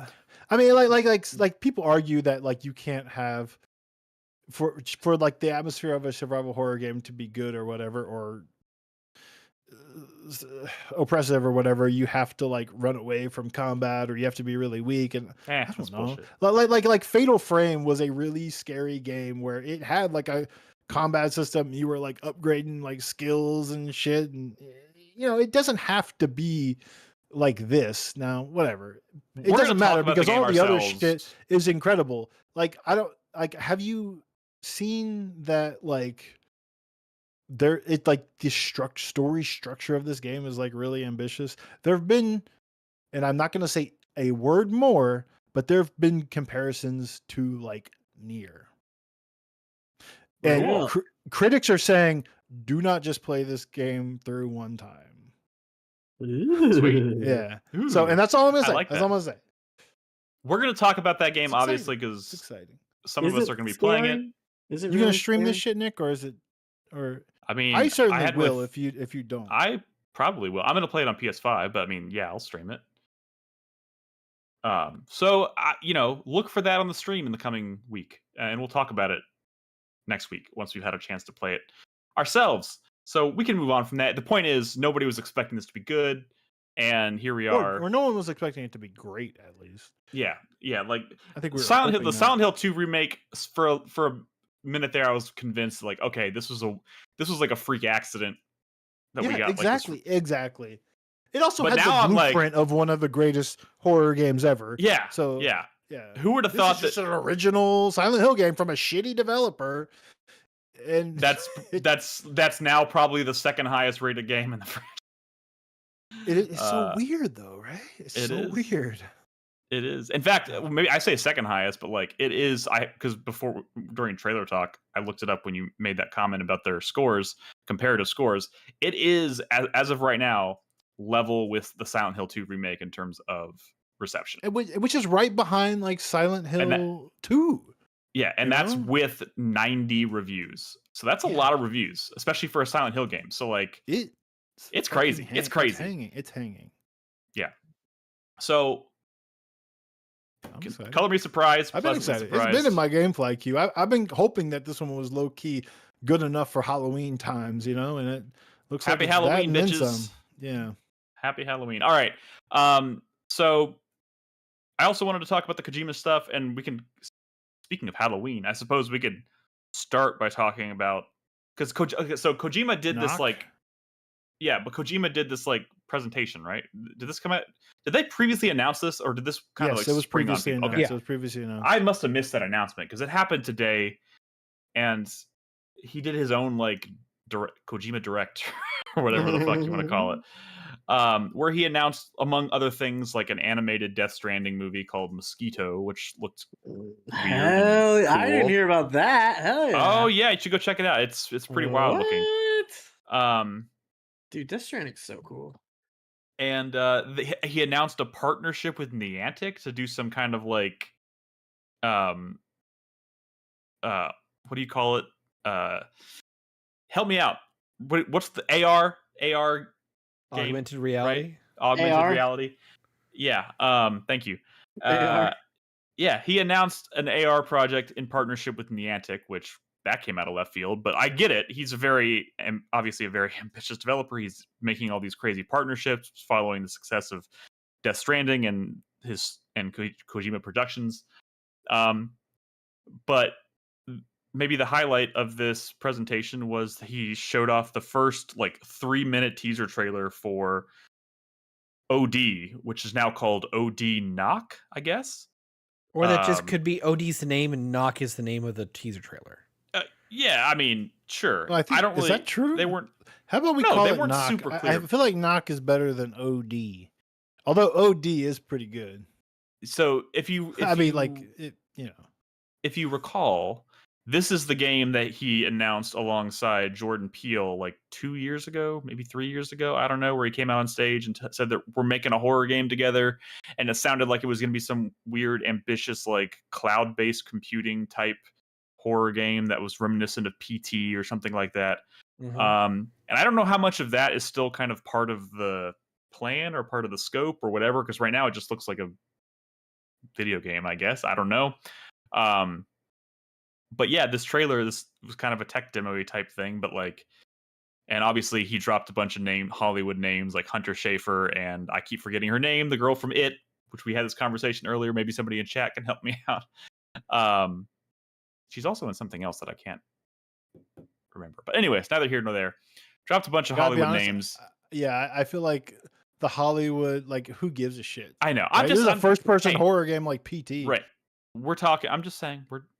He likes to use Hollywood actors. He'd be sad if we didn't mention all his. He'd be sad if we didn't mention the Hollywood actors. But I like the cast of young ladies from Hollywood. Yeah. Norman Reedus. No Norman Reedus this time. At least not. No, but he's part of the collection. He's part of the collection, yes. But yeah, this trailer looks kind of wild. It's this really crazy looking door, and this creepy card gets slid under the door, and then this girl picks up a matchbox and walks over to this table with a bunch of candles and creepy shit on it and starts lighting the candles. And as she's lighting the candles, weird shit starts happening. You keep hearing weird noises, and you keep hearing this knocking on the door behind her, and then she lights one of the candles, which looks like a baby's head or something. With the baby.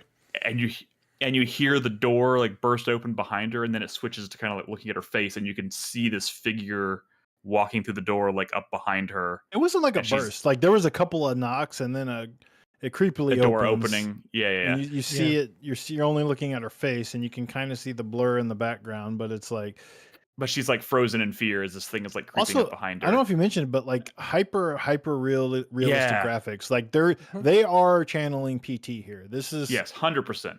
100%.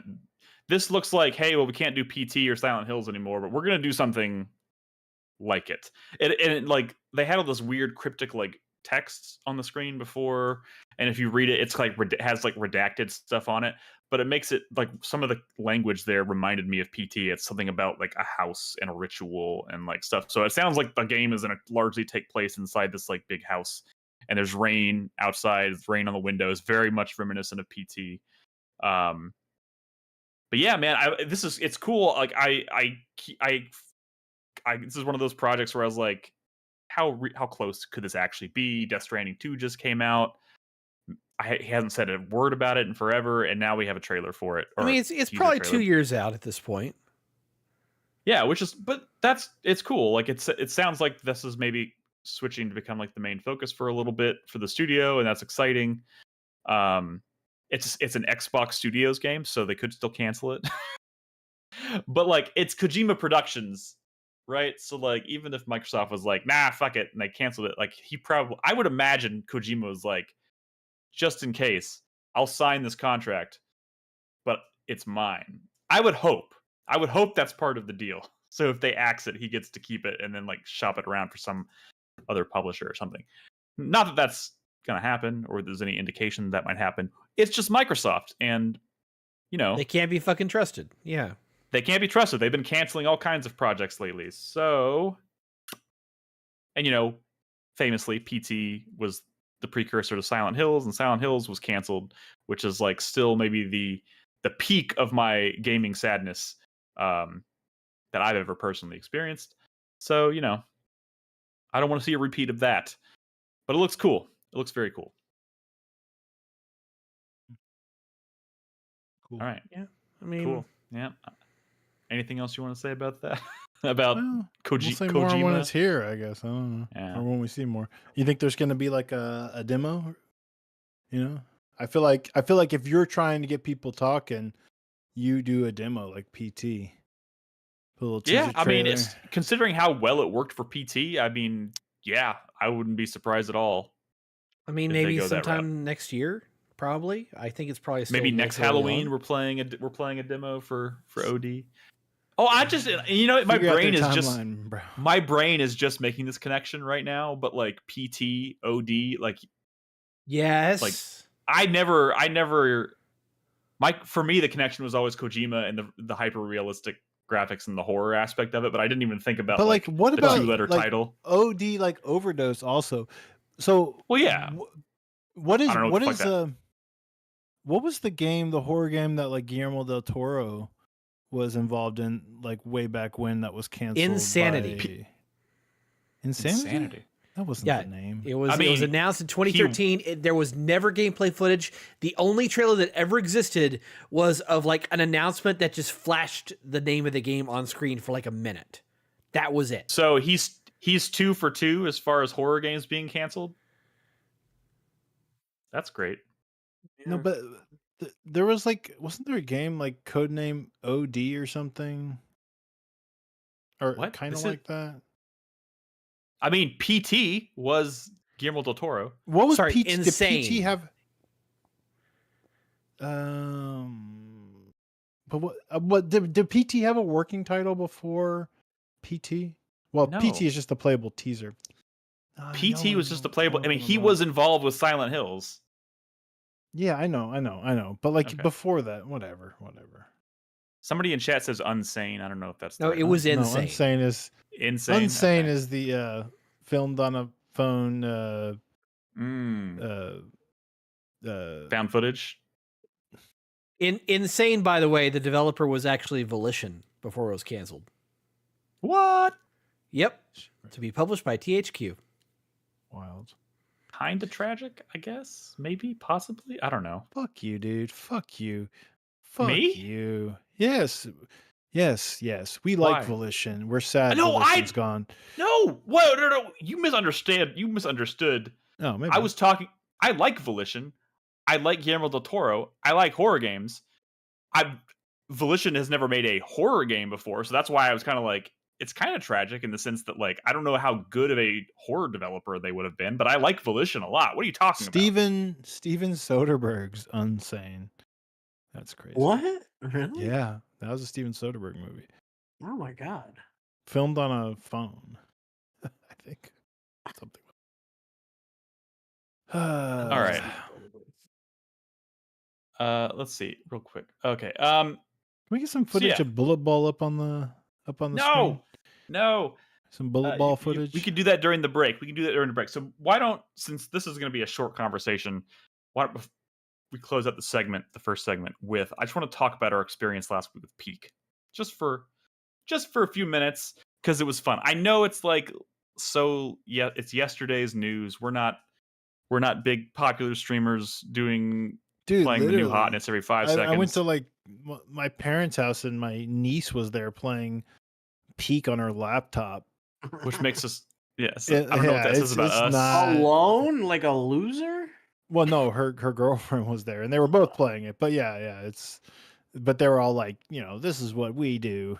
We play Peak, and I'm like, yeah, I heard about that. And meanwhile, I didn't know Peak was a game until Crispy suggested that we play it in Discord. So that's that. We all that just kind of. That's right. I mean, I'm just only speaking for myself. It's just from the developer of another Crab's Treasure. Believe it or not, weird. Yeah. Is that what the game's called? The Crab Souls like? Yeah. Yeah, that's what it was. Yeah. I'll defer to y'all for that bit of information. We watched plenty of trailers for another Crab's Treasure. Sure. I just wanted to mention it because we in lieu of doing the podcast last week, we all hung out together and played it, and we had a lot of fun. In fact, this is one of those games that, like, I think this is a a dead ringer for just like, fun streaming night when we don't want to do a podcast or we don't have enough to do on a podcast night, because this was a hell of a lot of fun and it was really fucking funny. But like the Just good like- news is like these video games are cheap, and like what other people do is they'll just play like the current flavor of the month instead of going back to peak over and over. So we should probably just, there were other peaks that came out this year that are more horror related. I almost suggested that we play one of those instead because it's kind of Halloween season, but maybe in October we will. Like one of like the fucking like the Lethal Company clones, like you see them all the time, or horror related. Like, I'm guessing they all have stupid names. Jeff Keighley talks about them. So is this genre of video game? This genre of video game is basically identified as multiplayer slop with friend slop is what we call it. friends multiplayer friend slop with proximity voice chat. Yeah, proximity voice. That chat, is the genre. Yeah. I feel like friend slop implies proximity voice chat. Yes, it implies like that the genre has to have, like Repo. Was one of those. Yeah, it has to have because that's what makes I want to go back to good Phasmophobia. clippable moments. That's what made those games like Lethal Company blew up because of proximity chat. Like that's everything. That's like the clip with the ladder bonking that dude on the head. Beautiful, just fucking amazing. And we've had our that's one of y'all or when Nolan got struck by lightning. Dude, it's just the or like the hundreds of clips of that game on YouTube that did like 50 million views. Yeah, I mean, it's times like we don't do a lot of like, we're not as consistent as we used to be. Obviously, is like streaming, we just kind of do it here and there. But so like we don't really clip things out the way we used to. But like one night of playing Peak, and I was like, man, I wish we were clipping things out. I wish I didn't have to constantly be like, guys, clip that out, because there were so many great moments. Like this fucker right here, Chris Davis, venturing out on his own for like 30 minutes, just leaves me and Brad and Crispy in the dust. Well, if y'all would hurry the fuck up, we had places to be, and we had a fog that was creeping up on our asses. He was bad. We were just having a good time, being friends, hanging out. You were about together. to die, and you did. And then about honestly, for a minute there, I was like, "Is he dead? Like we don't hear him on the mic anymore. Like he's just gone." As far as but like it says he's in the game, and then like 30 minutes later, he comes like barreling down the mountain. If we get to the end of this footage, which is in about 8 minutes, you'll see my death. We're not going to make it. Perspective. We're not going to make it. But it was one of the funniest things I've seen. But like that moment is what made this game popular. It's literally just people falling off the mountain, yelling. Yes, that's the joke. That's the bit. Yeah, it's good. At a time, you gotta take joy where you can find it. It's just a days. survival game, though. I'm still kind of surprised that this game like blew up as much as it did, because it's not like, the teamwork stuff is pretty cool. I think the reason it's called Friend Slop is because the game itself isn't what really matters, right? It's just that you're playing games with your friends, and the voice chat is funny. Yeah, but like there are legitimately cool moments when you realize that like so there were moments where like Crispy and I were trying to scale a thing, but he didn't have enough stamina, and I was like able to like reach out and like grab his hand and pull him up a cliff right before he ran out and fell, and like stuff like that feels really rewarding and nice. It's just it's so funny because it's a combination of like this Lethal Company sort of proximity chat thing, right? But then it's also like climbing games are also like popular, right? Like like Bennett Foddy stuff and just whatever climbing or pushing boulder game that fucking Northern Lion's been playing, right? And then there are like just like wobbly, like goofy colorful dudes like like Among Us, or what's the physicsy one that is like extremely fucking popular with like floppy physicsy colorful dudes that secret Gang Beast? Gang Beasts, and there was another one. No, okay. Party the Animals? other one is the one that sold 100,000 million times more than Gang Beasts ever did. It's just like Party Animals or something else. No. Party Animals is just a clone. What's the fucking one called? It's like always like top selling on any like storefront. We just literally never played it, so y'all aren't saying the name of it. But I'm sure. Chris Davis, if you want to fast forward this footage to the part where you fall, you're welcome to. Not Fall Guys, not fucking Fall Guys, not Fall Guys. Like weirdly, one of the most popular games in the world is this game I'm talking about. Human Fall Flat, for fuck's sake, is the name of it. Yes, Human Fall Flat is like weirdly enormous, and it's just like physicsy, floppy, colorful dudes. Gumbies, Gumbies, whatever. Human Fall Flat, weird. This is what young people play, by the way. In case you're this is what young people play. This is what young people can afford. Yeah. Gang Beast. Like they really ate Gang Beast lunch. It's kind of sad. We have Peak in our library here. I wouldn't be surprised if you see this on our stream again, because it was just a fun time. So let's play one of the spookier ones. Yeah, I mean, October is right around the corner. Between Brad and I streaming Silent Hill F, and us maybe finding some spookier multiplayer experiences, or like another like really great horror game you could play this season is what? No, tell me. His what his the fall. Fuck am I about to say? He says he's about to fall in the footage is what he's talking about. Oh, fuck you, motherfucker! No, Nick, there it is. Look at me. I'm looking. One of the best, most highest rated horror games to just release, like actual horror games, is Dying Light: The Beast. Oh yeah, no, you should watch those videos. No, here's the thing. I am going to play that. 100% going to play that. I want you to be excited to play it. So watch. And I will play it in October. I am excited to play it, and I will watch the video too. But like, just know I'm excited to play it regardless of watching that video. Yeah, I know. But like before the reviews dropped, you were only like kind of excited or kind of curious. Well, I was. But like, you should see why the reviews are good, because it's not like an accident that it scored way better than Dying Light 2. I'm just saying, like, I will play it in October. I was kind of hoping it would not review as well, because like there is just so much. There's just so much. There's just so much. Like between Silksong and Ghost of Yotei, and I ended up picking up. I picked up Hell Is Us, and I really want to play that. But like I just can't put down Silksong right now. I have to like keep going so I don't lose momentum. But anyways, let's take a break. Just can I give you the one sentence? Like, let's say you do the most Nick thing in the world and literally never watch those videos. That's fine. Okay.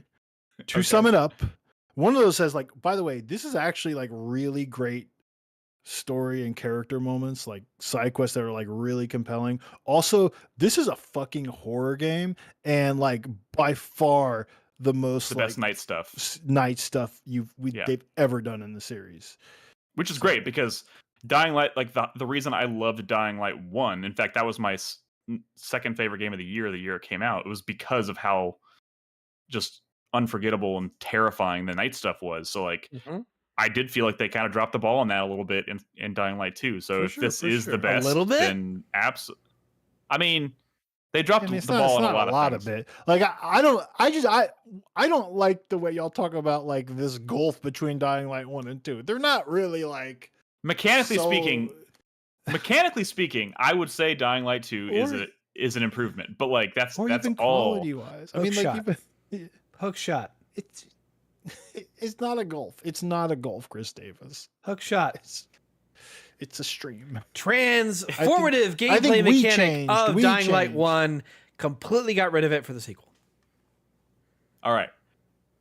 I will play it in October. In Dying Light: The Beast. I will play it in October, and I will talk about it on this very podcast. Don't you worry. Okay. And I will probably stream it as well. I'm going to, especially in the month of October when it's spooky season, like, I will be doing some streaming. I know I don't stream very much these days, but I will be doing some streaming. Silent Hill F. You don't have to ruin your Silent Hill experience with the stream. I mean, here's the thing. Stream it, please.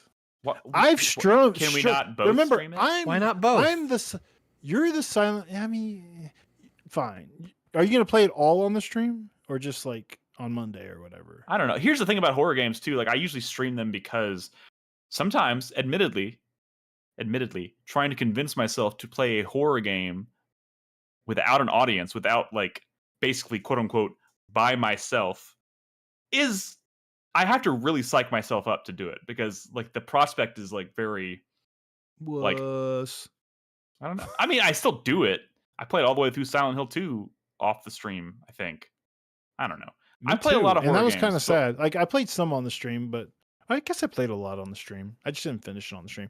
I will say, I get a little like less motivated to stream a game if you've already streamed it. I'm not saying you shouldn't. I mean, if you but want to lead and I'll stream I after am not you, a that's Silent fine, Hill. too. Like I didn't grow up loving Silent Hill like you did. I played all those games on stream after we started streaming because people liked watching that shit, and I played it kind of against my will because people demanded it. And you know what? It's streaming that made those games fun for me, because without the stream, I'd be like, "What is this bullshit?" I'm going back to. Fine. I mean, here's the thing. I wasn't really planning on streaming it until you brought it up. So, but I will, at the very least, I'll we stream can the both do it. Beast. I don't want to talk you out of it. There could be At the people very least, watching I will stream the Beast. who You are will like, see "Fuck Silent Hill. You will see Silent Hill F from Brad or myself or both in October. We'll have the Beast on the feed as well. Maybe some Hell Is Us. That's kind of horror-esque, right? That's horror-y. Yeah. We got some stuff. We'll be playing some stuff in October. Anyways, let's take a break. Also, Carlos might be streaming it. He's probably got. Oh, Silent Hill F. Both, actually. Oh, interesting. All right, so let's take a quick break. When we come back, impressions. I want to talk a little bit more about Silksong. I know Chris David has some final thoughts he wanted to deliver about Metal Gear Solid Delta and Hollow Knight. And yeah, that's right. You started I the want to hear original about that Hollow Knight. even more than Silksong, honestly. But yeah, that's crazy. Yeah, we might spend more time talking about the original Hollow Knight because Chris Davis is playing it for the first time. Just because he's probably got some bad shit take. I can't wait. Can't wait. All right, we're gonna take a break. When we come back, we'll talk about some Hollow Knight, some Metal Gear, and wrap up. So if you're listening at home, don't go anywhere. We'll be right back. You people are terrible. Right, what's this one called? Called or the number 849. I can tell you right now, the episode is going to be called Speed on Feet. Speed on Feet? For sure. All right, I'll be right back. I'm going to get some water. Chris Davis, can you throw up a bullet ball on the stream? Yeah, if you give me a minute, I got to close up my stuff. Here you go. Just have it for when Nick gets back. This dude's like, I can't watch it. It's too cringy. Fuck you. It's so good.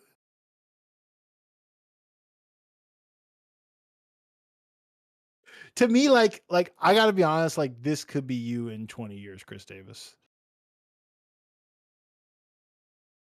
Ed? What? I haven't clicked the link yet.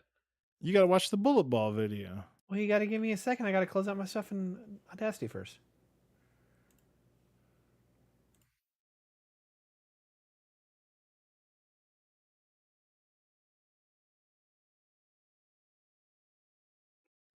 Let's see here.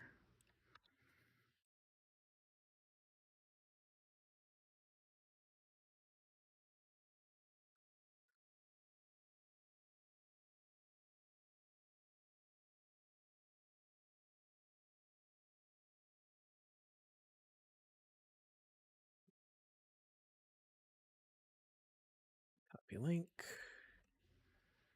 Go back to trailer talk. Let's see. Well, now I gotta share it too. Hey chat, how we doing out there? How we doing? What are them stream numbers looking like, y'all? We got some 2009 stream numbers. Here we go. Everyone watch. Is this really what we're talking about here? Nightshade, you're just clowning around. Yeah. Play that shit. Come on. Okay, hang on. Are you serious about Silksong, Nightshader? I thought you were like made of sterner stuff. And sold all my possessions that I could sell, and found myself in food pantries and sleeping in a car. It's not about the money. It's about my game is going to be an Olympic sport. It's just that. Sleeping in a car? And how are y'all doing today? Good. How are you today? I'm excited. This is my dream come true. My name is Mark Griffin, and I'm the inventor of Bullet Ball and Bullet Ball Extreme. Bullet Ball is a high-caliber table game designed for the 21st century lifestyle. Just like other sports with international appeal, such as basketball, soccer, and ping pong, it is our vision that one day bullet ball will become an Olympic sport. That's reasonable. Do you want somebody else to play against you? Absolutely. I'll play. I love games. So. Okay, the object of the game is to get the ball past your opponent. Okay. By utilizing your forearms and or hands. Okay. Okay. My point. Okay. That's it. My point. My point. Okay, I get it. That's bullet ball. How much have you invested in this? I had this vision 26 years ago. What happened when you got this vision? What were you doing? My ex-wife and I, we were sitting there drinking wine, having conversation, rolling the cat's ball back and forth across the table. The ball became faster and faster. And we said, well, wait a minute. If we're going to play this game, we need some rules. Mark, 26 years is a really long time. Yes, it is. Tell me what you have put into this game over those years. Where are you now? I quit my job. I decided that, 80% of inventors take their invention to the Run away, Nick. Go away. And I You don't want to decided watch that this. That was not going to happen to me. I've sold all my stuff, traded my Saab in for a 92 Volvo I can't, station guys. wagon with 300,000 Don't just walk away. My wife's wedding I'm ring. not I'm stuck watching here it. having to watch this. You Pause, don't have to pause, do it. pause. He just said he sold his wife's wedding ring. All right, continue. Station wagon. How did his wife drove feel to about this? Chicago. His ex-wife. Ex-wife. That's slightly better. I have bullet ball. I have bullet ball. I don't even have This a man has home to go nothing back to. left. We're staying in my car. He lives in a Mark, car. what would happen if we say no? So what is the premise here? He invented something that's already been invented? Not even No. an Or it's interesting just a game. bad He idea? invented maybe the worst You don't game I've understand. ever seen All in my life. I felt like I needed to do something, take the They risk, play it for like a minute do and it something looks for so myself. not fun. This ideal is mine. This is my dream come true. It will Oh, God. happen. It was destined to be. Oh, God, I I can't did a watch. little And we're gonna make it Googling happen. and it But kind of one looks way like or the maybe other, he that idea, redirected yes. towards like Mike, aiming the that's the game thing at to like you disabled people, is you can lose everything. but What I you don't can think do, he ever got it. Please don't Well, lose your bullet mind. ball. I mean, Oh, maybe crap. surely not Not bullet make ball it this. extreme. That doesn't sound like it's Oh, for absolutely. old people. I totally It's disagree. not Bullet ball gonna happen. extreme. It It's not will gonna happen. happen. It won't happen. I'm telling you, it will happen. This went viral, and that helped Go bullet get your life ball back, go get a significantly. I job. think. I have my invention, and I'm telling you, bullet ball is going to be a success. No, but that's what I'm saying. Like, how do you can't even I think buy it's- it? it's Like a I dream. googled When it, and it becomes doesn't reality, even. I don't think it will. No. I'm gonna say no. I'm a game inventor. Everything that comes up is I've just. sold games. I mean, Oh, I'm he wrote a book called seriously looking Endless at the gameplay Dreams. here, The bullet and ball guy. It's nice. I played it. I'm sorry, I have to say no. Nobody's interested I'm in that. afraid that you're reliving a great moment. in No, your no life, response. and you're trying to relive it. Oh, God. And I hope it does. I'm not You even didn't, you watching didn't see this. the footage of the man playing bullet ball. That's the best part. I'm not even watching with sound, I'm and gonna this have is to say no. painful. I'm sorry. They destroyed a man. Like this man's soul. Please. You Think told, about this. you told And us why- that you've given 26 years. And we're watching of it for life to entertainment. this game. What? I think that's 26 more of a life years. than a man can give to a dream. Please get your life back. I have to say no. Oh, my God, guys. From all four. This is, you don't understand. I'm going to kill myself. it's like Wait, did he say that? No, he no, doesn't. that's just the look in his eyes. It's just the whole vibe of the thing. They're It's just so like bad though. he. It's so bad. He's just telling them that he doesn't. He's homeless. He lives in his car. I don't know when I'm gonna. He go doesn't back own to- anything. They're he like sold his he's wife's like- wedding ring. I'll be He smiling basically like he's that. like he has nothing. Yeah, and they're like, well, what do you have? And he's like, Well, I have my invention. I have bullet ball, and then they're just like, well, what if we say no? And of course they say no. He's just like not ready for that. The crazy thing is, like, he's been 26 years. He's been working on this. It looks like a game that they say like 26 years. What have you been doing for 26 years? Like they say that. No, yeah. Well, they don't say it quite so mean, but they're like, "What have you put into this in 26 years?" And he's just like, "I put everything into it. I sold my wife's wedding ring. I don't have a house. I live in my car." It's not even. And they're all just kind of like, okay." Like literally, I would play one game of bullet ball and say, "Well, let's at least have something that keeps us from having to chase the balls that fly onto the floor." Like, if you're gonna make an invention, like, do something. Oh, my God, it's just a table and rolling balls across it. It's so it's he explains the story of how he invented it too, and it's like, yep, yeah, seems like that's how you invented it. Yeah, that's what this plays like. Oh man. Oh, but you understand, like there could be like people with money watching that video going, "I'm just gonna give them some money." Just so I can. Not an investment. It went viral, and I think thank goodness gave him money. Oh man, I've never seen a rejection that brutal. Like just all around, just peak. Next time you tell me a video to play during the break, I'm vetoing. What, are you sad now, Chris Davis? I didn't need to see that. There are things in my life that I don't need to see, and that's one of them. All right. Bullet ball. I have bullet ball. It would look. I have bullet ball. Yeah. It wouldn't be funny if the game wasn't so bad. If it wasn't such a like easily preventable tragedy. Just a single person in his life could have just to be like, dude, I don't know about this.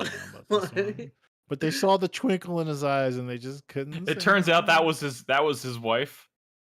Dude, his ex-wife. He invented it with his ex-wife while they were still married. So and that's why she's what his I'm ex. saying is I'm pretty sure he's the problem. Like, I'm pretty sure this is not the first time someone's been like, I don't think this is gonna work. I think he's just his ex-wife said his ex-wife tried to tell him that this was a bad idea, and he like exploded on her. Dude, and that's why they're sold divorced. Her wedding ring to fund building a prototype, like, and everything he owned. He was living out of a car to get to that show. Yeah, like. All right, are you ready? Can someone? God, I hope so. Bullet Ball Guy 2025, please. I just need. I did. He's gone, buddy. He didn't make it. Oh, okay. He didn't make it. Are you saying he was self-published? He self-published a book on Amazon called "Endless Dreams" in parentheses the Bullet Ball Guy, and it's a self-published. The cover is just a photo he took of himself at the Grand Canyon. He didn't make it. It has no reviews. It has 1 5-star rating. So the Grand Canyon was his last. And it just says truly an honorable story. Oh man. Oof. He didn't make it. This was published in 2019. That's what I'm saying. You look this guy up, the first thing you get is the bullet ball entry on something called the Dorp Wiki, which I don't know what the fuck that is, but it's just showing clips from that show. Someone wrote an article about it that's just called "The History of Bullet Ball: A Story of Endless Broken Dreams." The guy's getting and then it's the guy's book. That's it. He didn't make it. I want to read that. You should read it and leave the second review. I will. But not right now. Right now we got to record the second segment of this podcast. Please. Fun. I'm recording. A table that he bought. Like, I'm recording. Are you recording? Wonderful. Brad, are you recording? I'm recording. Crispy? Yeah, I'm recording. All right, roll call starts now. Brad. Hello. Crispy. Hello. Chris Davis. Hello, this is the recording sync for the second segment of the podcast. All right. Welcome back, everybody. It was brought to my attention at the end of the last segment that we are going to talk about Silksong. But before we do that, I feel it's prudent that we check in with Chris Davis because he started. Yes. I don't know if you didn't bring footage of this, did you? Of Hollow No, Knight? I haven't played that much of it. Okay, I just What? we just How much have you played? That's already suspect. Don't give us an excuse. I mean, you literally never record footage. I started playing it yesterday. I put 2 hours into it. Like, calm your tits. Oh, okay. So not super far. I don't even know if he's played enough of it to like form a controversial opinion about it. No, I think it's fine. I think it's just fine. I have gotten to the point to where I have fought Hornet, and the furthest I've gotten is the Queen Station. Like I'm still finding my sea legs. I'm trying to figure out what I can do besides the boost ability, the gust ability, whatever it's called. Like I'm not nearly far along enough to offer an opinion other than I'm fine with it. It's all right. Okay. All right. Well, that's mildly disappointing. It is a Metroidvania. Metroidvanias are all about that power curve and getting better and stronger and having more abilities to do more things. I have not played enough to get to those special abilities. Well, let me just tell you, Hollow Knight does it better than most. That's great to hear. I look forward to hopefully finding that out. Hopefully, I finish this before Ghost of Yote next week, because that is going to consume my life. You're gonna rush Hollow Knight to beat before Ghost of Yote? I mean, I would normally say that that's not really going to be feasible considering how close we are to Ghost of Yote. But you do surprise me sometimes with how quickly you blow through games. I focus on one game at a time typically, so. But like, I'm focusing on Silksong almost exclusively right now. Well, not almost exclusively. And I've put 50 hours into it, and I don't think I'm close. Yeah, but you have not made that your sole media thing. Like, no, it is. Oh, media. Oh, now we're saying media. You're lumping media, soul. If we're media. talking about consumption of time, okay, like you just deep throated a bunch of SVU. Okay, that's a interesting choice of words. Pretty accurate, if we're being honest here. I mean, I spent a year on it. So, like, come on. Yeah. 500 episodes. 550 episodes. 550 episodes. Like, still, that's a lot. It's a lot, buddy. And what else did you have on your plate that you could have been doing other than that? Mostly just Silksong. Yeah. Oh. For now? Well, if you go back like a year, it's all the video games that I wish I had time to play but didn't. Could probably contributed to probably that. bad decisions you could have made, like, I don't know, Baldur's Gate 3. I mean, I'm with Chris Davis on this one. That does sting. That does sting a little bit. Just put Silksong on the shelf like all the other games you love. Hey, Mark Griffin wrote another book, Heart Attack at Red Rock Canyon, where life and death are equal partners. It's the cover is a picture of him at Red Rock Canyon. Wow. So are both of his books, the cover is a picture of him in front of the canyon? Yes. I mean, look, it's a beautiful view. What do you want from him? Okay, that's random. Anyways, wait, he's got a third book in the works. It's the third book in his Endless Dreams series. This guy's ambitious. He has got a whole series. Always You, Diary of a Black Man's Love. It's about as much. All right, I'm gonna need you to read these and get back to us. Okay. Brad. Speechless. We have nothing to say. Speechless. You have a book report read them now. Read them, get back to us, and I want you to leave a review. And for every book you do, we will, using 4Player funds from the Patreon, we will buy you a one-topping personal pan pizza. Ooh, Damn, better yet. We don't really this is not really a podcast where we like bring guests on, but like maybe we could get this guy on the podcast. Dude, he's probably dead. What the fuck? I mean, he's old.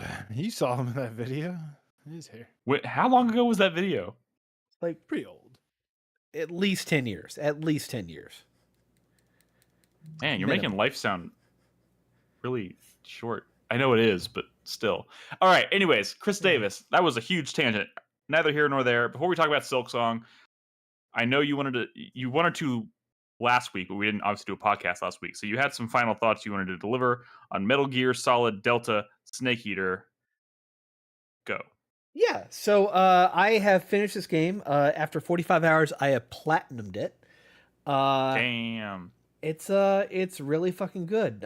Finding all of the little secrets they've thrown in this time around. That my original complaint when I first talked about this several weeks ago was that it didn't feel like Virtuous really had the opportunity to like express themselves with this remake. There wasn't a whole lot of things that was significantly different. It's very faithful. Yeah, it's very faithful. I mean, the controls themselves and the new and the camera system are transformative experiences to this. But like other than that, it's just very faithful to the original formula. They didn't get to delve in there and introduce like real creative additions. But that was only after like a singular playthrough. And when I started going back and trying out new things and seeing all these things that I never experienced in Snake Eater or Subsistence or the HD versions when they came out, like, to be fair, I've probably beaten this game at this point like at least 12, 13 times. Like it is a Snake Eater in general, right? You're not saying Delta. No, yeah, Snake Eater in general. If you count like go back to the 2005 original, right. So I've but played... those things that you didn't experience before, those things existed. You just hadn't experienced them yet, or they new to this game. A mix sense? of both. For example, the original, I always knew about Guy Savage, but I never knew how to trigger it.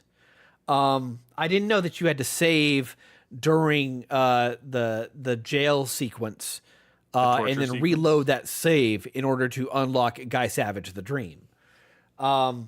And I watched a little bit of footage of it the other day just to go back and compare. And that looked like okay for like PS2 area, like it controlled like shit. No, that it was kinda, not like good. It was just no, weird. it was not good. But it was something different from what you expected from Kojima Productions. I didn't even boot it up. Day.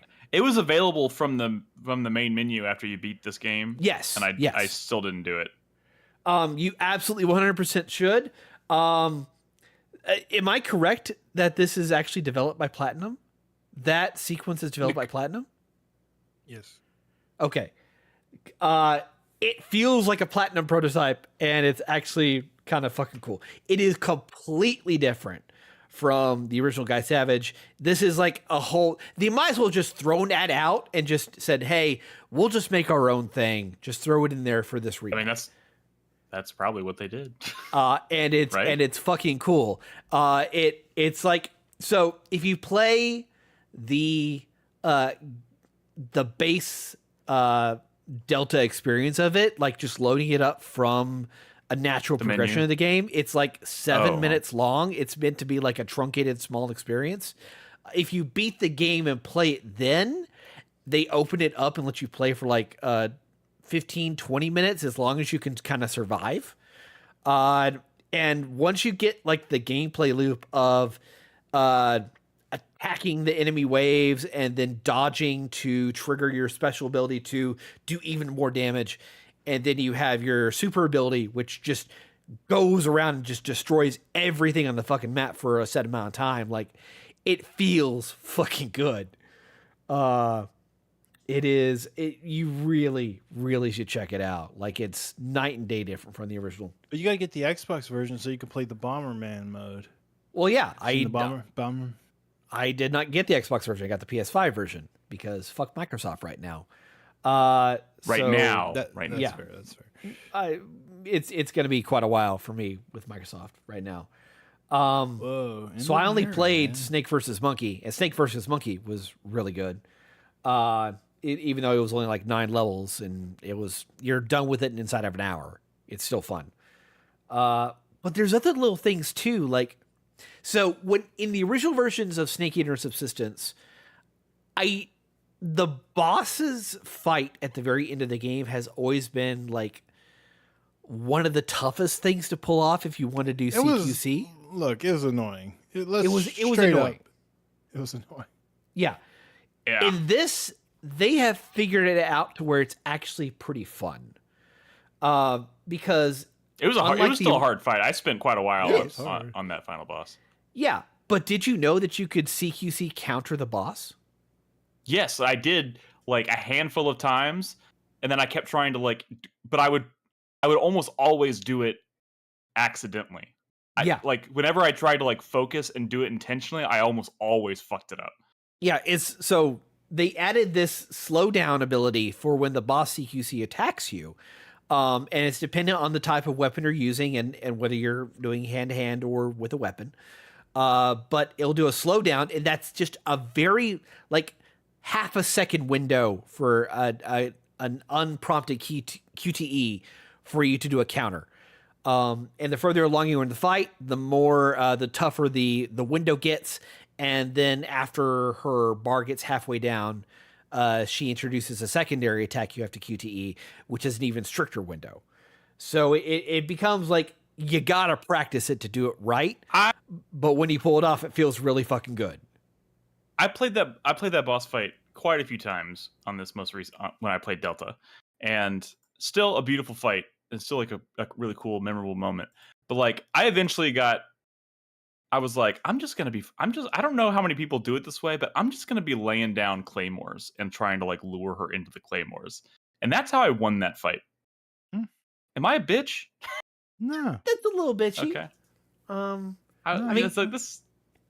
You also have to realize that when I play a Metal Gear game these days, apart from this very kill that happened right here accidentally, because of the game's physics, I always play non-lethal. I consider non-lethal to be a harder challenge to entertain. I think it's the more entertaining aspect than just going lethal in this game. Well, we know that about you. Yeah. I mean, but it's also a Metal Gear game. It's not unheard of, so obviously. It's not unheard of since Metal Gear Solid 2. Yeah, obviously. But the way that I think this game is just more entertaining. These games in general are more entertaining when you do non-lethal. But I also started playing lethally for the first time after I had beaten the game on Extreme, which, by the way, I earned the Foxhound title. So I put a lot of practice into that. So, which Foxhound, for those who don't understand, is beat the game in less than 5 hours, 0 alerts, 0 kills, and under 10 serious injuries and under 10 life bars expended.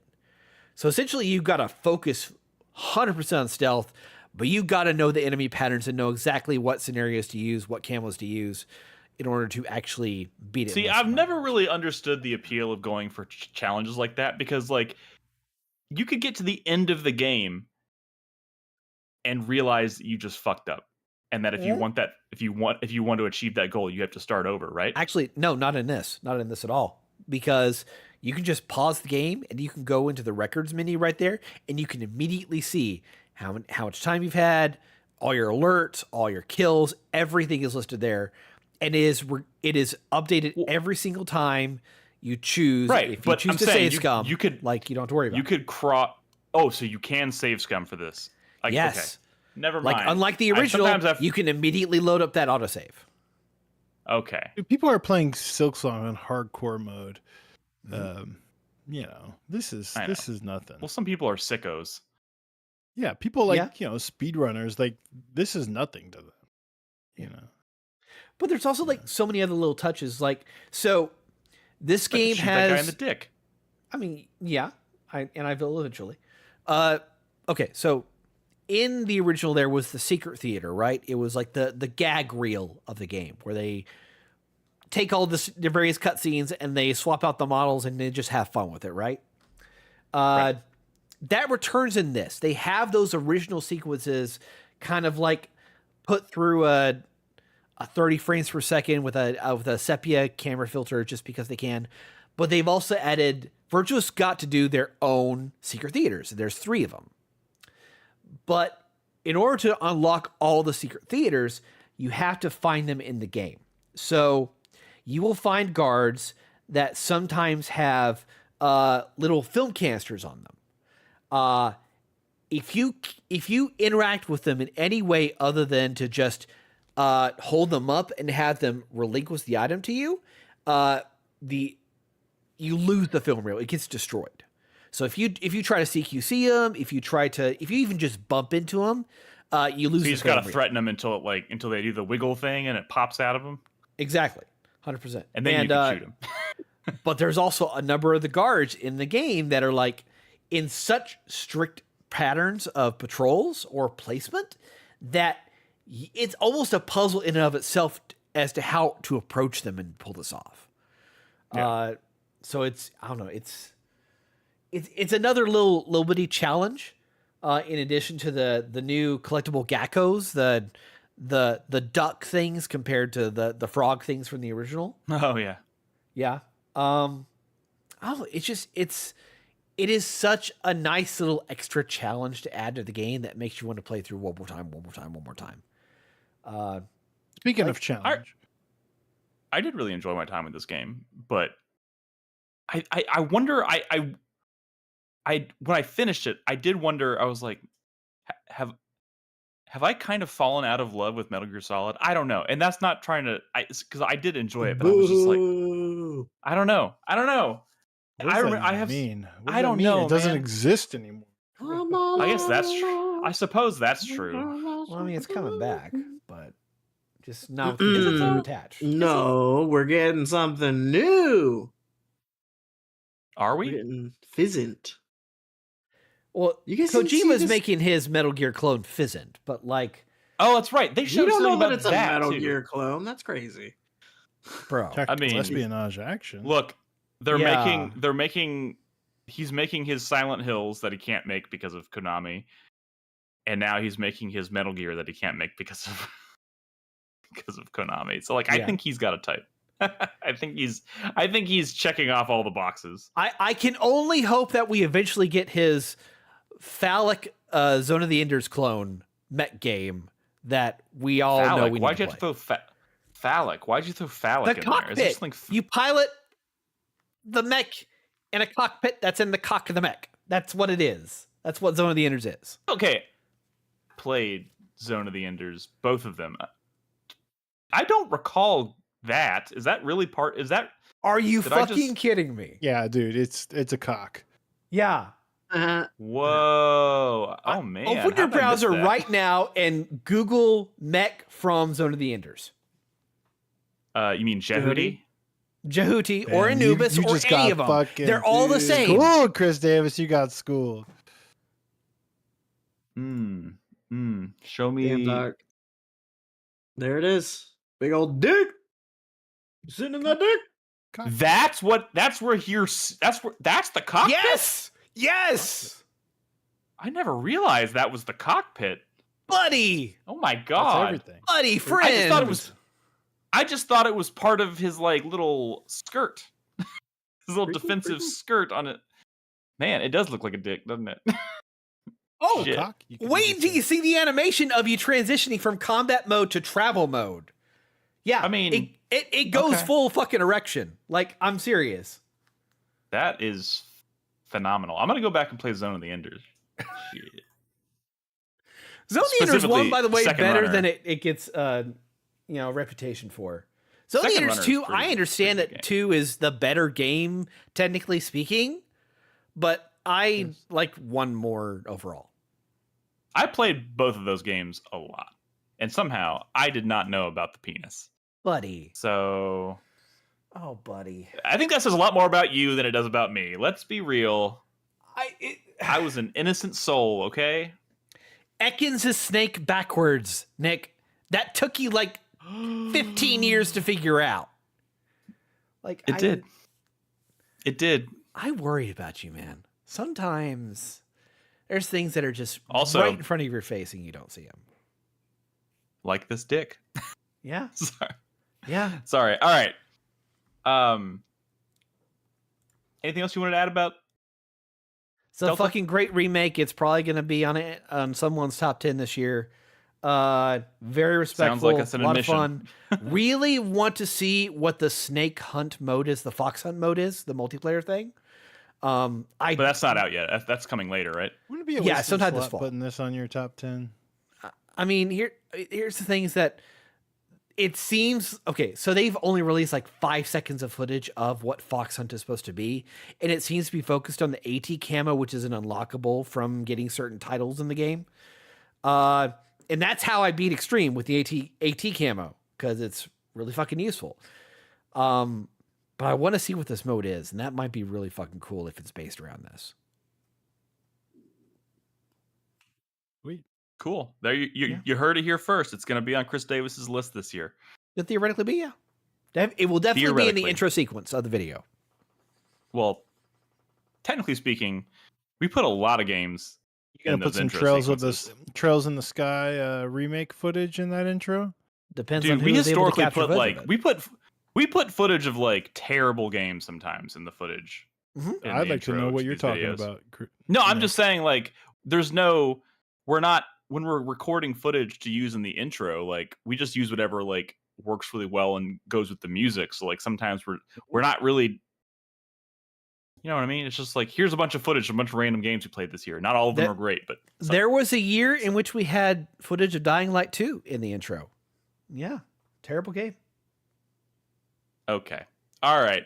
Hey, Silksong. Let's talk a little bit. Let's just talk a little bit more about Silksong. Okay, so Silksong. Where are you at, Nick? And why are you wanting so badly to put it on a shelf? I don't want to put it on. Okay, listen, bitch. Listen. You're trying to back me into a corner.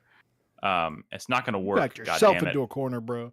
You said the words. Dude, I fucking, for the record, I fucking adore this game. I love it. I can't stop playing it. I can't put it down. My wife's playing it. She can't stop playing it. I'm waiting for the asterisk. I hate the shards system in this game. There you go. There it is. I'm just saying, I hate it. I hate it, but I respect it. Why do you hate it? It definitely wants you to. So, like, I feel like there have been multiple contentious. bosses. Yes. There have been multiple bosses at this point where I'm like I'm dying over and over again. I'm in a zone. I'm trying to get better. And then I have to fucking stop and go farm for shards because I run out of shards because I can't use. But like, okay. I know what you're saying. Okay. When you're fighting a boss for the first time, are you like immediately spamming tools? Because I don't think that's what Team Cherry wants you to do. There are some bosses where tools are going to be very helpful. You can just tell because of like the boss's movement patterns, because of their attacks. Like sometimes it's easier and safer to do damage from afar by using tools than it is to like tools are risk very going effective, especially against ads, right? But like, okay, can I ask you, how are you farming for shards? There's a couple of different ways. I mean, because it depends. You can either like you're buying go farm shard packs, right? After a certain point in the game, like obviously the fastest way to get them is to buy shard packs. So you find the rosary farm, right? Yes, and I already have a rosary farm.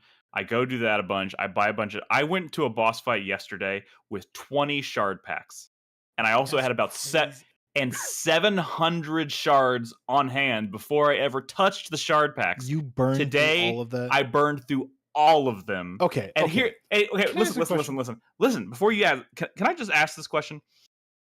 Does anybody ever play a game like Silksong and get stuck on a boss that you know and acknowledge is not that hard? You know what I mean? You're like, this boss is not this fucking hard. I should not be having this much trouble. It took me like 6 or 7 times to do that first fucking boss in Silksong. Yeah. I mean, the bosses are hard. And I know what you're talking about. It's like it's pattern recognition, but it's very. You know what Can boss you say it was, what though? boss? What? Yeah, I can tell you exactly which boss it is. It's oh god, I don't remember his name, but you fight him twice, and he's in the far fields, and he's down in the lava area. You're talking about the Rage Beast Fly or whatever. Yes. Yeah. Yes. You talking about the second version of the fight? Yes. Whoa. Yes. It's okay. First of all, I'm gonna say, dude, equip the magma bell. So you're taking only... I have the magma. Okay, I have the magma bell. Wow, 100%. that fight did not take me that long. Okay, can I ask you Exactly? Can I ask you something? Can I ask you something? Can I ask you something? Is you're pretty far in Act 2? I've reached that point. I have reached the point that you had mentioned. I don't know if it was last week or what, but you had said, maybe it was in Discord. You said something along the lines of, I feel like I'm getting close to the end, but I just keep finding new areas. You're doing all the quests, which you do need to do to get to Act 2. I'm doing all the quests. So I'm trying. I'm in this. I've done like everything in the Citadel, but I keep finding new areas. Before you get to Act 3, I think, even before you get to Act 3, you can max out your tools power. Have you done that? I have one. I know where the last crafting kit I need is to max it out, but it requires 700 shards or 700 rosaries. We'll definitely do that. Like, absolutely fucking do that. Yeah, Can I see this? Okay, it's on my list. Like the shard system, like, so it's controversial, right? Some people are like, well, I hate how it's like a depletable resource, right? By the way, is like, it's not like if you played a From Software game, like they have, yes, the Estus flasks made healing items restorable at bonfires, but like definitely not everything is like that, right? Like there's items that I guess they exist to use in boss fights, but they're kind of a one-time use sort of thing. Shards obviously are much more like farmable, like just present. I will say that's crazy to go through like 20 shard packs and 700, 800, whatever for a boss fight. So like I'm never going into a boss fight spamming tools, right? And let me just say, I am getting comfortable fighting a boss, like until I can like comfortably get to like the last phase or the second to last phase of the fight with no tools. I am not using my tools yet, and I think Team Cherry wants you to like wait till you learn a boss before you pull out the rocket launcher and start spamming shit to get it over with. That's fair. But listen, I have so many different crests and charms and tools, and I have them? Yes, and I'm like trying to new loadouts and stuff, and I found a loadout that I think I want to use that I'm sticking with because it feels like I'm every time I fight the boss, I'm like, I can do this. This is not that difficult of a boss, and yet, the boss is not even the thing that kills me half the time. It's those little flying assholes that he fucking summons into the fight. That's what you should be using your tools for, and then when those are gone. Yeah, okay. You're killing me, Brad. You're killing me. You're telling me things I already know.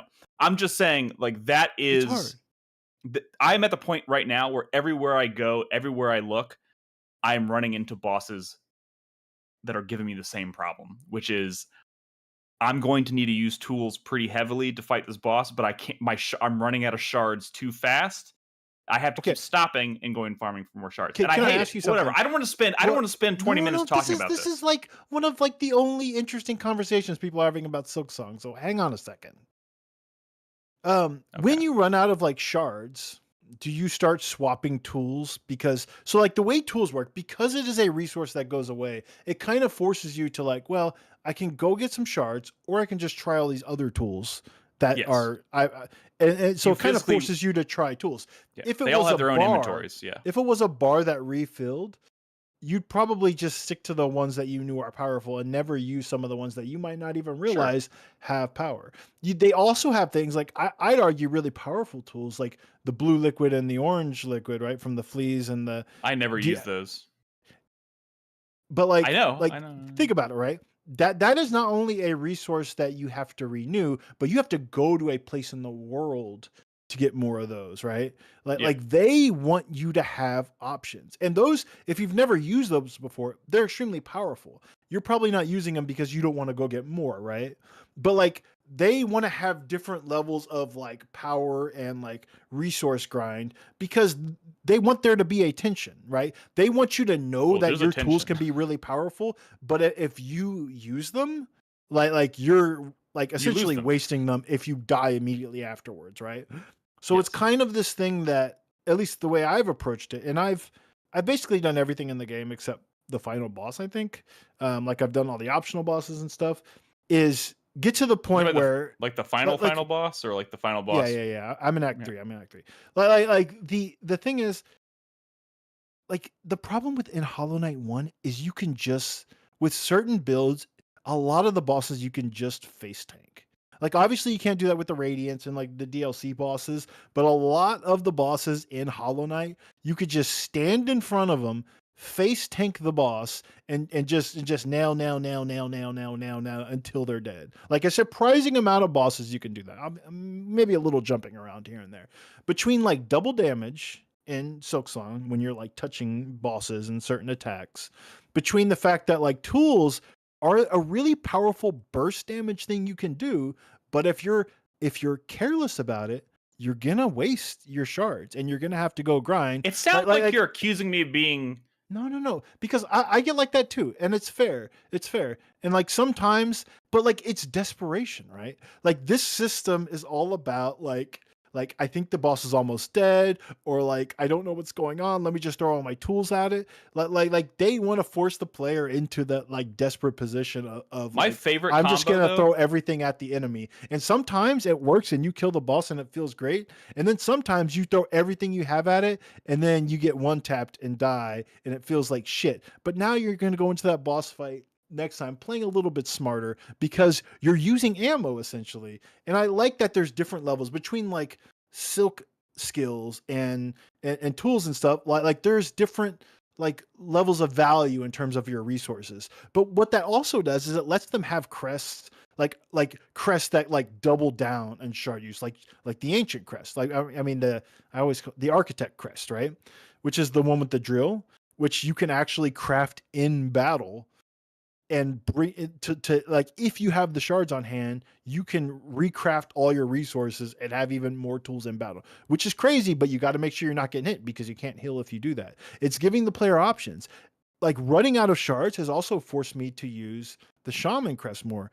Shaman crest you don't have, that's an Act 3 crest, but it has no tools at all. Right. And it's a focus on increased spell damage and stuff. It's forced me to like try other builds because I might run out of shards. Right.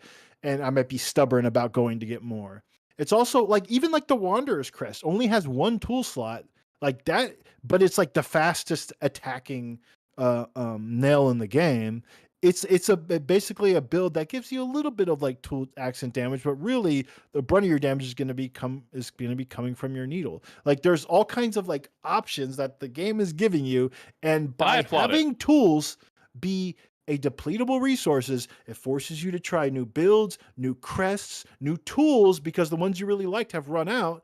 And all of a sudden you discover like that all of these other things that maybe I thought were shitty before are actually really fucking powerful. And I didn't know that because I wouldn't have known that if I could have just spammed the same tool like a fucking lizard brained asshole in every fucking boss fight I entered.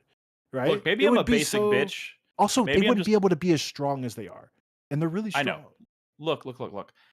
Maybe I'm just a basic bitch, but one of my favorite things to do in this game, like in a tough fight, is to do damage by using the charm that poisons your tools. Yeah. And then I think I love that as just really powerful. Just generally as a strategy.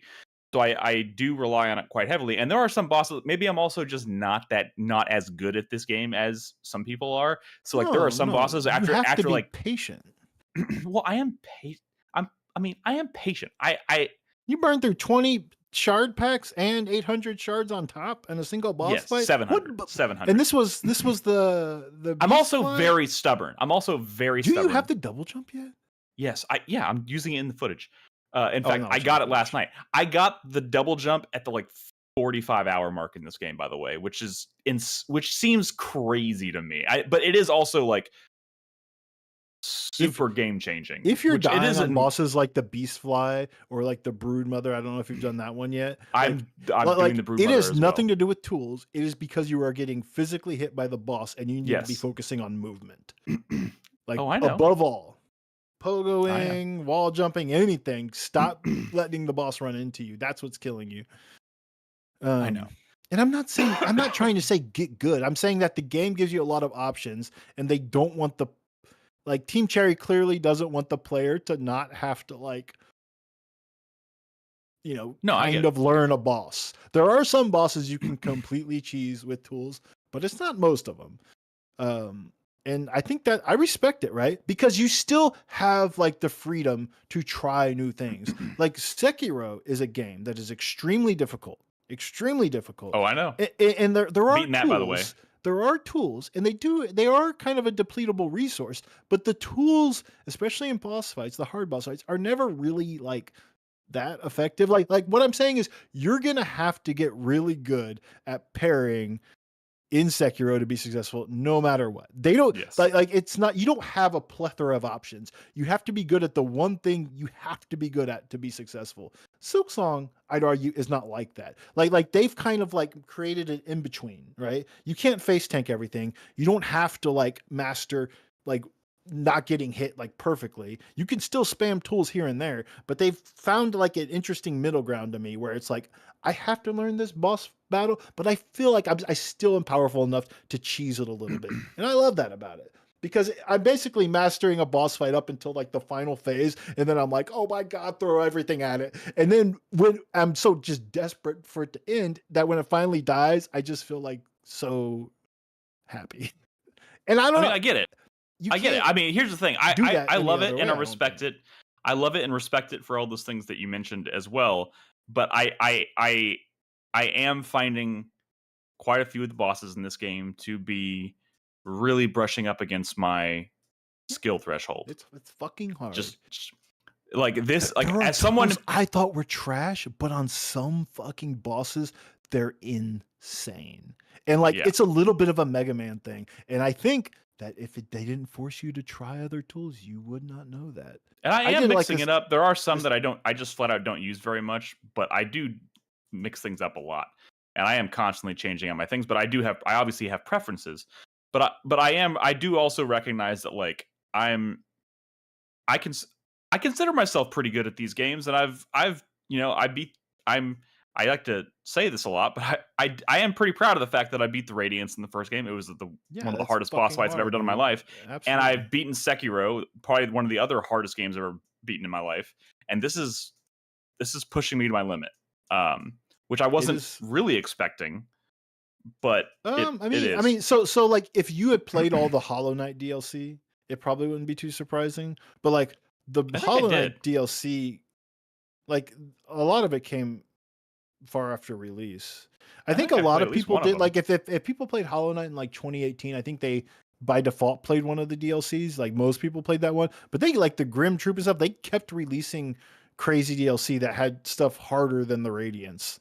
Yeah, and it's well, maybe I never beat anything that's harder than the. I still think that's gonna be the hardest boss fight I've ever. It got stupid. Done. I was like, no, it's not worth it to me. I am terrified. I am utterly terrified to find out what this game's Radiance is. Part of me hopes that it's not as hard as the Radiance, but I know that's insane. But like to me, it's been like there have been some like there's that really nasty bile water boss. God, it's nasty. But like that boss is way more cheesable, I think, than some. And that's definitely like a, oh my God, throw everything at the boss kind of thing, because you feel like the desperation, and I kind of love that about it. But whatever. I will say there's this, some like, shit in Act 3 that's just real fucking hard. But like you're gonna be so much better at the game by the time you get to that stuff. That you say that. like I have not had boss walls as big. Like I don't think I've ever spent more than like 2 hours on a boss in this game. But the last judge, which is the last fight of Act 1. Yeah. That took me like that. Yeah, it was a long time. That was one of my longest. That took me a very, very long time. But like also almost nobody used the fucking magma bell in that fight. All of his attacks are fire. It's so funny. People are stubborn. They want to stick to the same fucking loadout and try again and again. I'm changing. I didn't use the magma bell for that fight, and it's funny. Like I don't know how, but like I forgot that charm existed until after I beat the boss, and I paused to like I was like, oh my God, I beat him. Oh.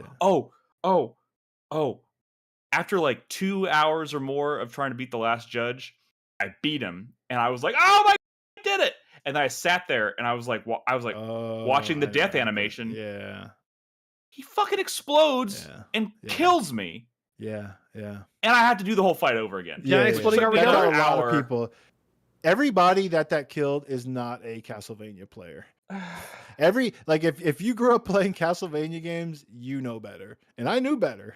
Every single boss I kill in this game, I get the fuck away from. My brain has been it's trauma. It's literally classic Castlevania trauma. I mean, experience. I have now been traumatized the same way. Get the fuck away from the boss. It doesn't matter what it is. I could be playing a fucking Kirby game and I'm running away from that boss after the last hit. It doesn't matter. I just on kind of a general level, I just want to say, like, because of the increased difficulty, especially in combat, I do think my favorite parts of this game are actually the platforming. Like when I'm exploring and platforming, that's when I'm like, that's when I'm in the zone. Dude, I'm doing this like insane platforming area right here in the footage, which to me is insane. But like, it's the Mount Fay? No, you're in Sands of Karak or whatever. Yeah. It's called. It's bananas, but like I'm like it's zen. Yeah. It's zen to me. Like I'm loving the shit out of this, even though it's like kicking my ass. But then when I get stuck on a combat scenario, I'm like, just fucking kill me. I just want to like this is the worst. I think everything about this game is like just best in class. Oh, right? I so feel the same way. And like when I go back to play Shinobi. And they have one of those platforming sequences, I'm just mad at it. Like it's not the same. It's hard, but it's like it doesn't feel like well crafted. It feels like y'all aren't good enough at this. This should not even be in the game. And there's no checkpointing. Like doesn't feel elegant. It's like I don't know. Shinobi's good at a lot of things, but not fucking hard like Meat Boy levels of platforming. It's just obnoxious, and I don't think I want to do any more of those. And I'm pleased as punch playing Silksong. By the way, that's some of the Silksong platforming stuff. Oh my god, there's one in Act 3 that is like kind of an Ori-esque sequence, I should say. That is fucking. I think I know exactly what you mean by that, and now I'm terrified. It's so. But I also love that game for the same reasons. All right, I can't believe the thing my hands are doing when I'm playing Silksong. Like the things I'm doing with that character, it's not like that in other games I play. It's wild. Yeah. No, I feel the same way. All right. Silksong's pretty good. I hope we didn't scare anybody from playing because that's fucking excellent. I mean, people should. Whatever, man. Like people will persist because everything is so great in that game. Yeah. Because that's one of my hesitations about playing Hollow Knight in general is that everything I hear is people bitching about how hard the game eventually gets. It's not bitching. Silksong is much harder than the game is out, and we need something to talk about. So we're talking about difficulty. We're talking about tools. That's just how it goes. The same shit happens with From Software games. It happens with Elden Ring. It happened with the Elden Ring DLC. It happened with all the Souls games before that. It's like, oh, fucking, it's too hard. They need to patch it. We're bitches. It's just a game that demands your attention and your respects. And that's fine. But it is more got the. I mean, it's not. It's. It can be. Always happens. It always happens. It's like, what else are people talking about? We're just venting. It's funny.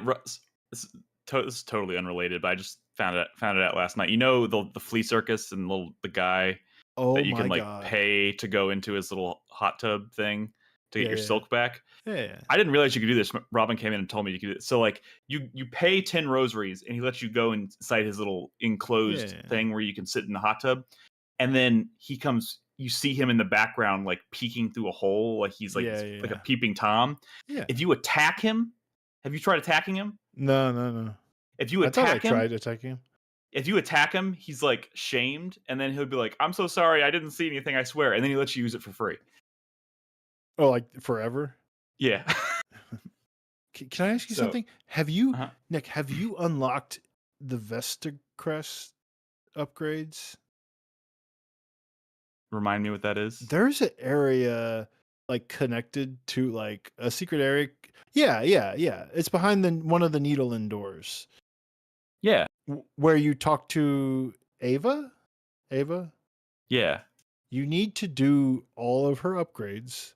And the way you keep progressing the upgrades with her is by using your memory sockets. They can't just sit in your inventory. So even if you think they're for crests you don't use, unlock slots. Like start by crests you kind of like, but it's using those memory sockets. What are they called? Yeah, the things that give you memory. Yeah, those will progress your progression with that character, and you unlock like slots for tools on the side. Yeah, of, yeah. like, your Actually, I quests. got one. I got one Okay, of those. okay.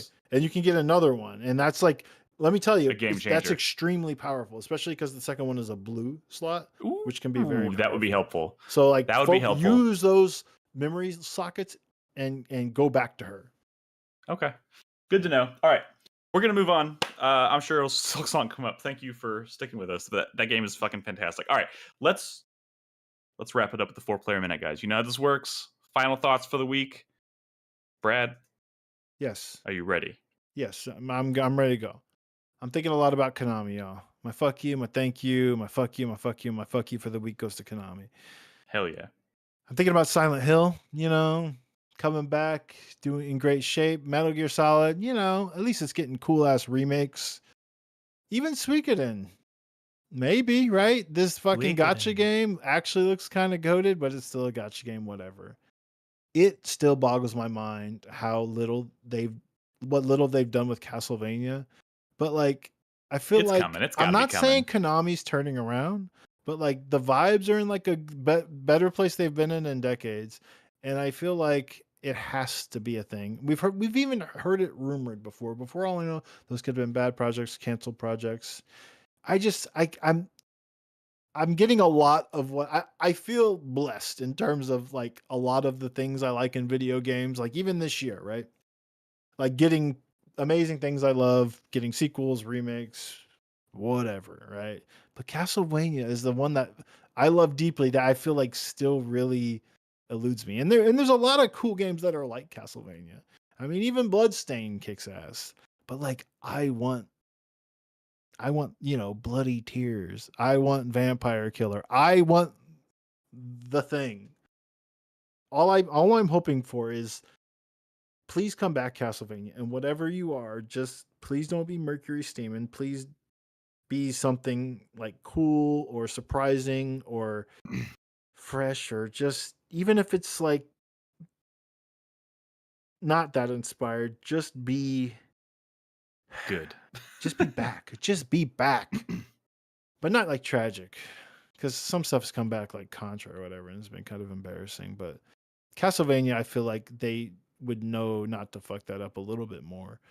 And I mean, it's everywhere. I mean, they're taking this shit pretty seriously right now. So like, I don't know. Sorta. I mean, like Silent Hill was definitely like a huge push, but I think those pushes are made by like creators who are interested, and they've done some like cool DLC like no shit like the Castlevania DLC for Vampire Survivors and even like Dead Cells is some of the coolest like licensed DLC I've seen for like an indie game ever, right?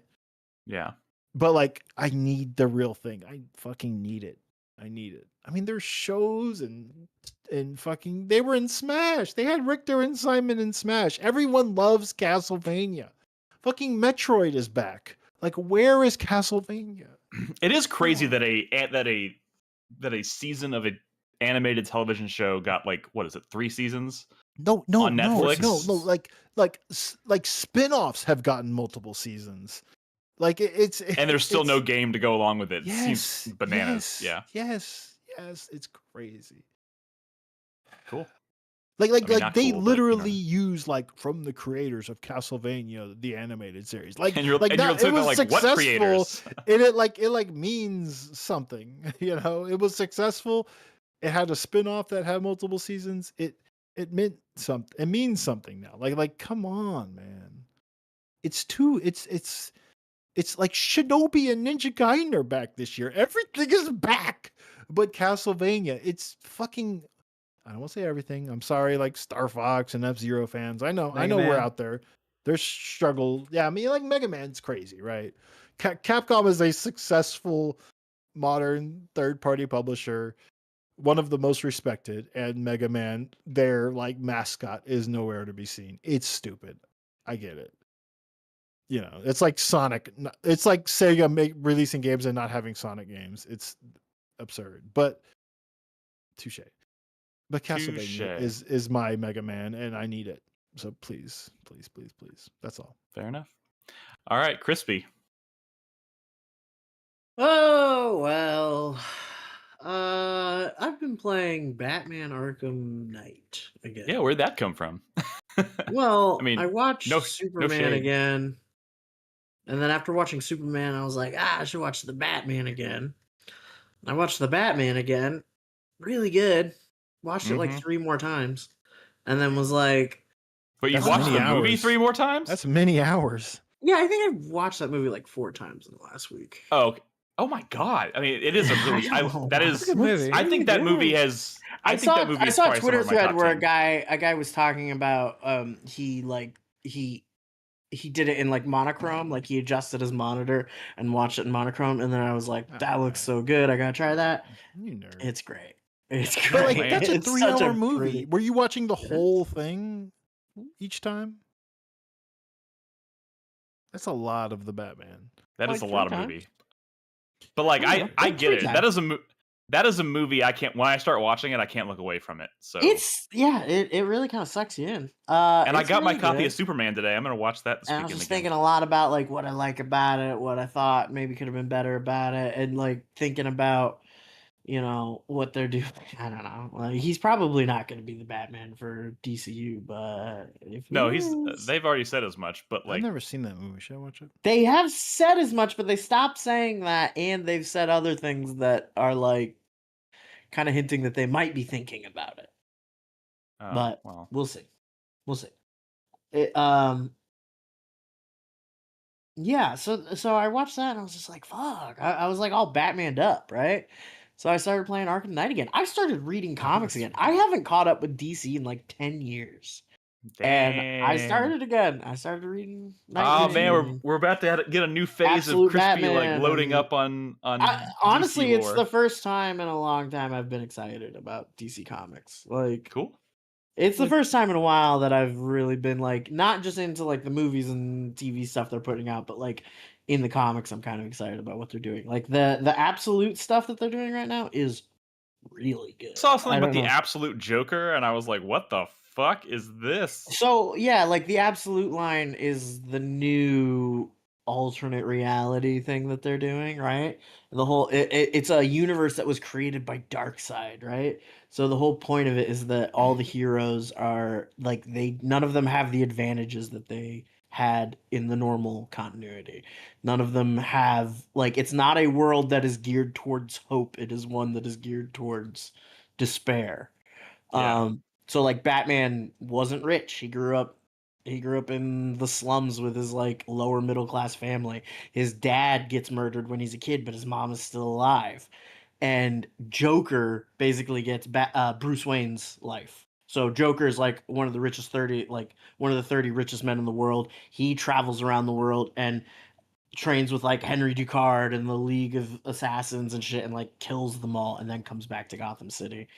Dude, that sounds sick. But Actually, like Bruce Wayne, kind of like Lex Luthor. Bruce Wayne's poor, right? But he's taken jobs throughout the city, like in different parts of like the city infrastructure throughout the years. So he like knows all about like the sewer system, and he knows all about like the roads, and knows all about like the buildings in the city, like which ones are abandoned, which ones are good for, and oh god, like Alfred's like a secret agent that gets sent to Gotham to take care of somebody, and they're like, oh, also there's this other guy running around, and if you see him, like kill him. And they're talking about Batman. And it's like, yeah, it's fucked up. Like Bruce Wayne's like he grew up as friends with like all of his villains. Like his best friend is Waylon Jones, Killer Croc. Like, so there's a arc later on where Killer Croc goes through his like transformation and becomes like a monster, and Batman's like trying to save his like best friend, you know. I think that probably has something to do with the new Joker reveal that they showed, where he just looks like a fucking monster. Like, dude, that's what I saw. He looks like something out of Spawn. he didn't look. They tease him at the end of the first issue, and he looks human. He looks like a normal human. But yeah, they just released this new tease of him, and he's like looking. So what's this series called? Absolute Batman. They're doing one for all the characters. So like Absolute Superman, right? He lands on Earth, but he's not raised by the Kents. Absolute Wonder Woman is like, instead of growing up in Paradise Island, I think she grows up in hell and then like comes to Earth. And she has like a big ass sword. Like it's all like fucked up. And apparently the sleeper hit is Absolute Martian Manhunter. Because they changed how Martian Manhunter is now. Like now John Jones is like a real guy, a real human, and he gets like possessed by an alien intelligence, and it's this like weird psychedelic like head trip of a book of like him merging with the Martian. Like it's kind of crazy. Dude, these actually sound pretty sick. They are very sick so far. They're really good. But yeah, I've also just been reading other stuff, reading Nightwing mostly. That's been really good. Back on Arkham Knight, did you ever play the DLC that came out for it? No, but I've been doing that now. So there's a bunch of I didn't even realize there's a bunch of like single player DLC in the main campaign. Yeah. They added a bunch of like of Gotham's Most Wanted missions. So like there's one based around the Mad Hatter. Now there's one for the League of Assassins. There's a few other. Oh, there's a Killer Croc one now too. Yeah, where it's like the Mr. Freeze one. I think is my favorite of the group. Yeah, I haven't started that yet. But that's been really cool. Dude, that game is so good. Like it's so fun.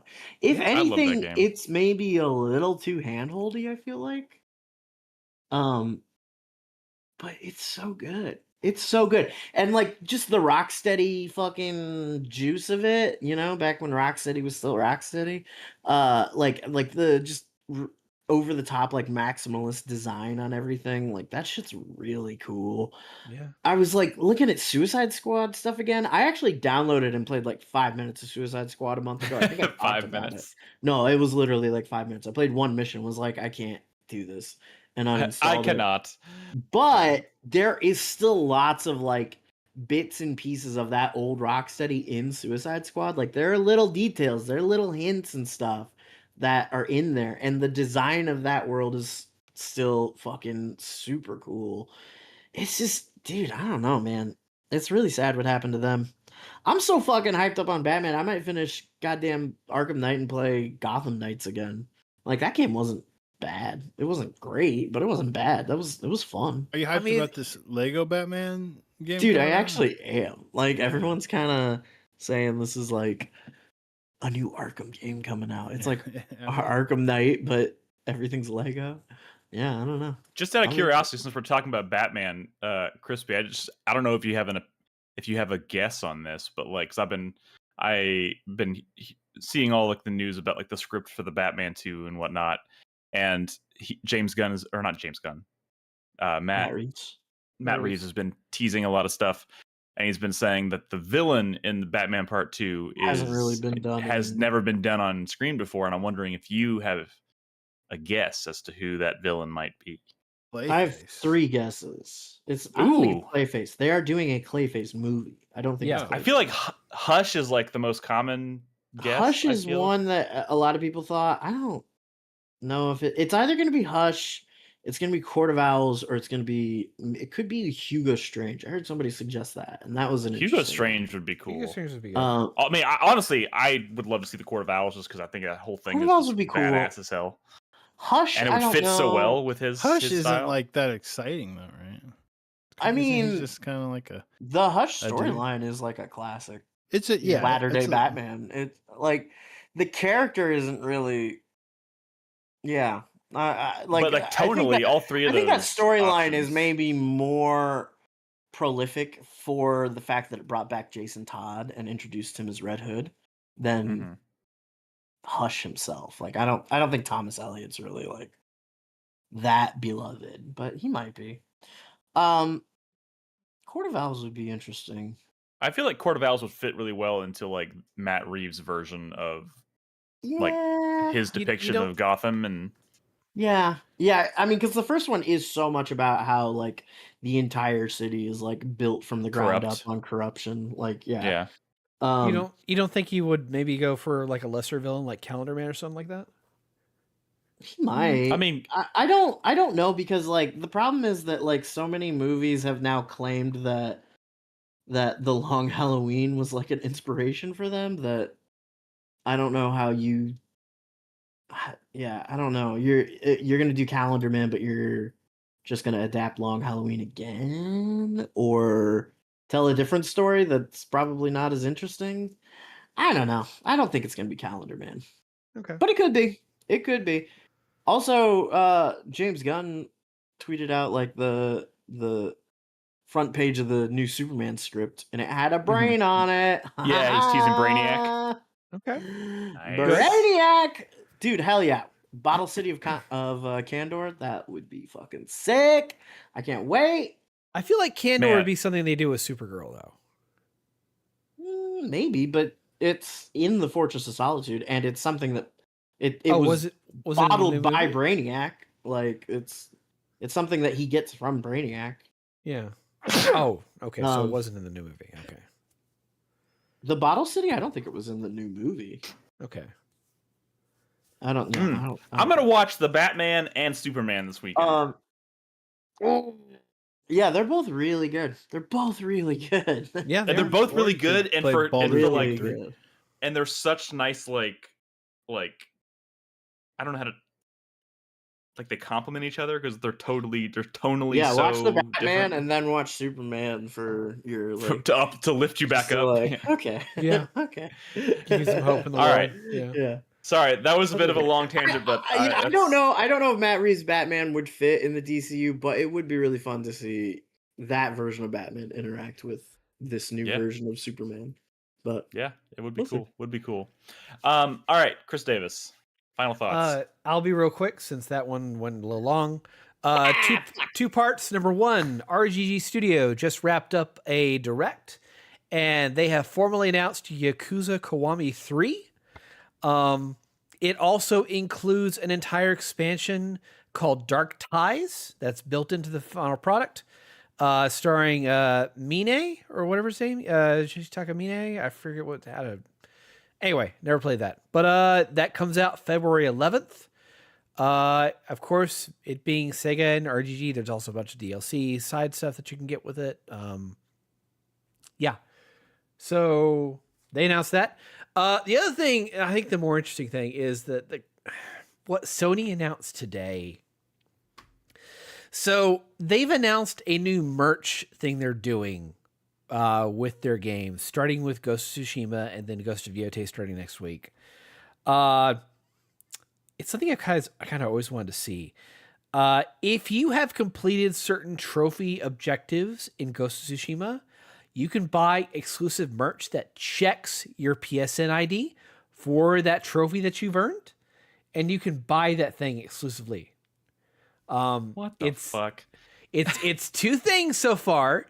It's a shirt for getting the a gold trophy called Mana no Aware, and then a platinum pin for getting the platinum trophy in Tsushima.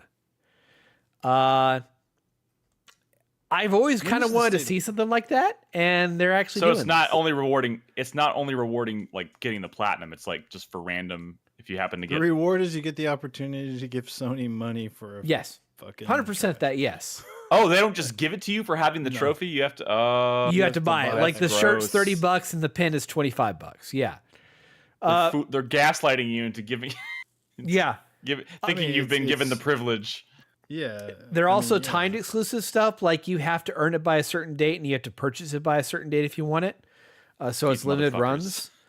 That being said, I kind of want the pin, if I'm being honest. It's a good looking pin. In the game. What if you don't even like it? Well, I mean, you have to have earned the trophy. And if you've earned the trophy at some point, like the implication is that you like it because you've put enough time into it to actually get the trophy. You platinum a game, I expect that you would at least enjoyed it. If you didn't, yeah, but you want the pin for a game you've not even played.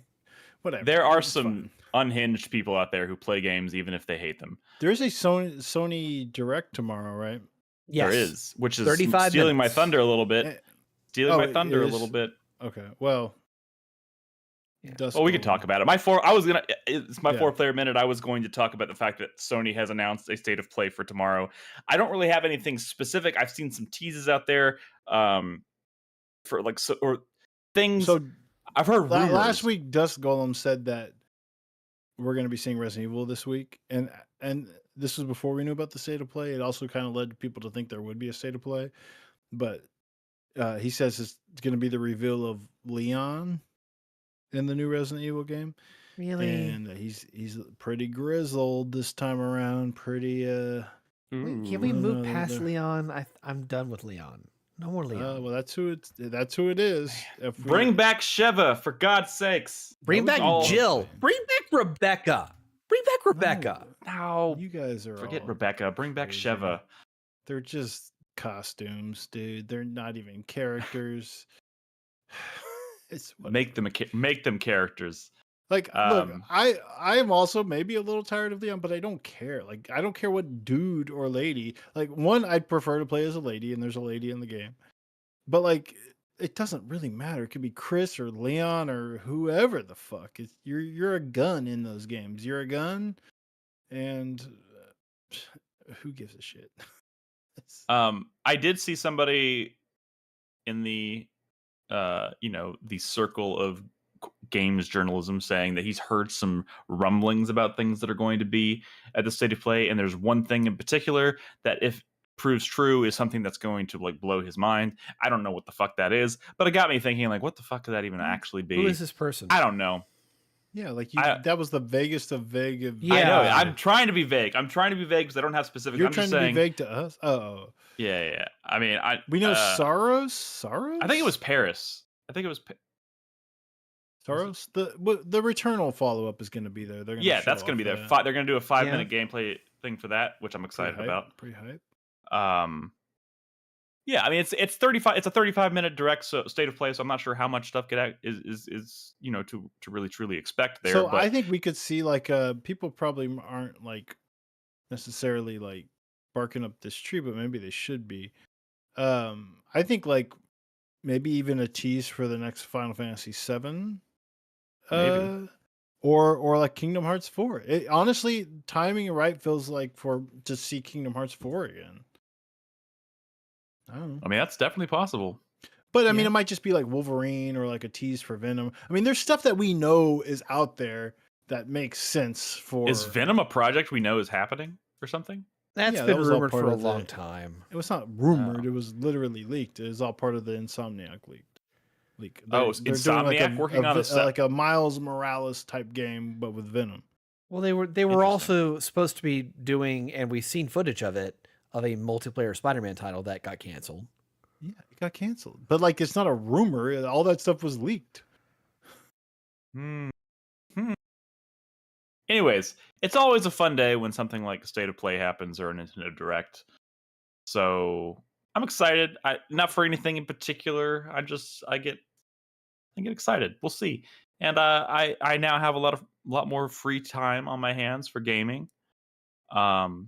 So I plan to really double down. What are you talking about? I finished SVU, so I'm.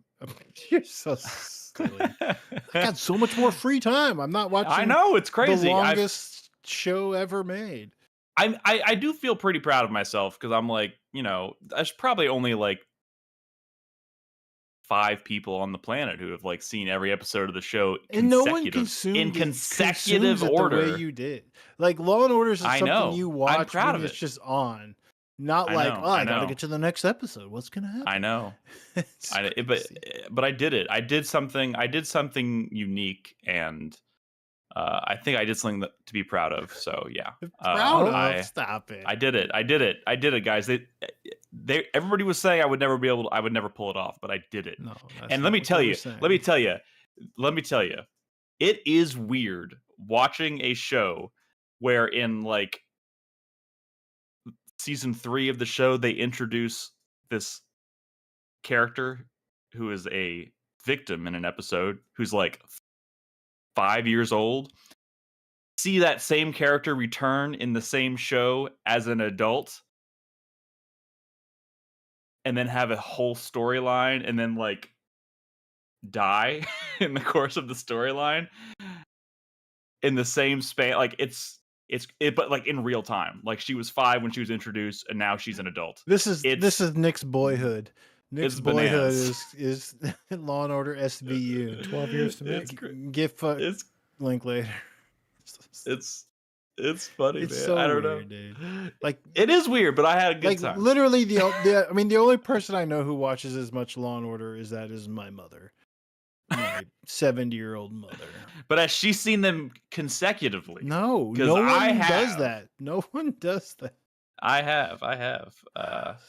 Yeah, it's crazy. Also, it's wild. Like they start doing like flashbacks to like to things that happened like season 2 in like season 26, and like to see the main character from the beginning of the show, like, oh my god, like a fucking like 20-year-old, 20 something, and now she's probably in her, I don't know, 40s. How many episodes was early Ice-T 50s? in? He was introduced in season 2, and he was supposed to be there for like 2 episodes or something, and they kept him, and Holy shit. he is in almost every episode after He was that. supposed to be there for 2 episodes. Yeah, but people, That's I mean, maybe not 2. It was, Ice-T. maybe he was supposed to be there for like 5 episodes. I don't remember what. Like he was introduced at the tail end of of like season 2 or something, and then he came back as a season regular in season 3, and then he never left. Yeah, it's crazy, man. I'm proud of myself. Anyways, woo! Let's close this out. News for you. I got bad news for you. It means you're What's gay. that? Yeah. Also, as a subtle reminder, the show's not even over. There's a new season starting next month. Oh, sweet. I literally thought this show was done. Nope. It's still You going. should be put in jail. You should just be arrested. Straight to jail. Do not just pass future go. crime prevention, like fucking get the precogs on the line. This is not healthy. I know. Anyways, guys, that's our show. Thank you so much for hanging out, tuning in, watching us live, chatting along with us while we record. It's always fun. Of course, the more important thing is you can always join us every day in our Discord at discord.gg/4player, and we record these episodes live every Tuesday nights on twitch.tv/4player podcast. You can find all of our episodes on 4playernetwork.com or on your preferred podcast service. Of course, we will be back next week, presumably to talk about Silent Hill F and maybe some other stuff. So we hope to see you then. In the meantime, be good to each other, play video games, and good night. Shout out to Henry, who broke his arm in 2 places today. That is bananas. For a second, I thought you had said that he had broken both arms. I was like, what? No, he broke his radius and his ulna, the two bones in your forearm. Oh, great. Well, why did he do that? Yeah. He says he was running and he fell on the concrete and he braced himself or something. I don't know. Like, we found out from the nurse today that motherfucker hurts himself all the time at recess. From like plays falls too and hard. shit. He plays playing too hard. Hey, Crispy. Yeah. So there's a lot of absolute Batman out there. Wait, it looks like 848, 849, 849. I mean, I'm looking. I thought there was like one book, but I looked it up and it seems like there's quite a bit. You sure you're not looking at individual issues? Yeah, he's looking. See, I'm always they're very up to confused. 12. They're up to 12 issues. Okay, they're up to 12. So they've done 2 arcs. 1 through 6 is called the Zoo. 7 through 14 Absolute is called Zero and Abomination. Abomination. Yeah. So if I wanted to, how do comics work? If I wanted to read these, Nick. This Well, is like you when were open trying to it get and into there's Discord. pictures with words. The Absolute books are all like, this is all a brand new thing that started this year, or I guess the end of last year. So there's no, you don't have to know anything to start these Absolute books. right? If you So, wanted like- to read something else, like if you wanted to read, I don't know, what's something Nick would read? Daredevil? I mean, yeah, but like, Yeah, let's I am specifically intrigued by the concept of the Absolute books. Oh, yeah, just pick it up, start reading it.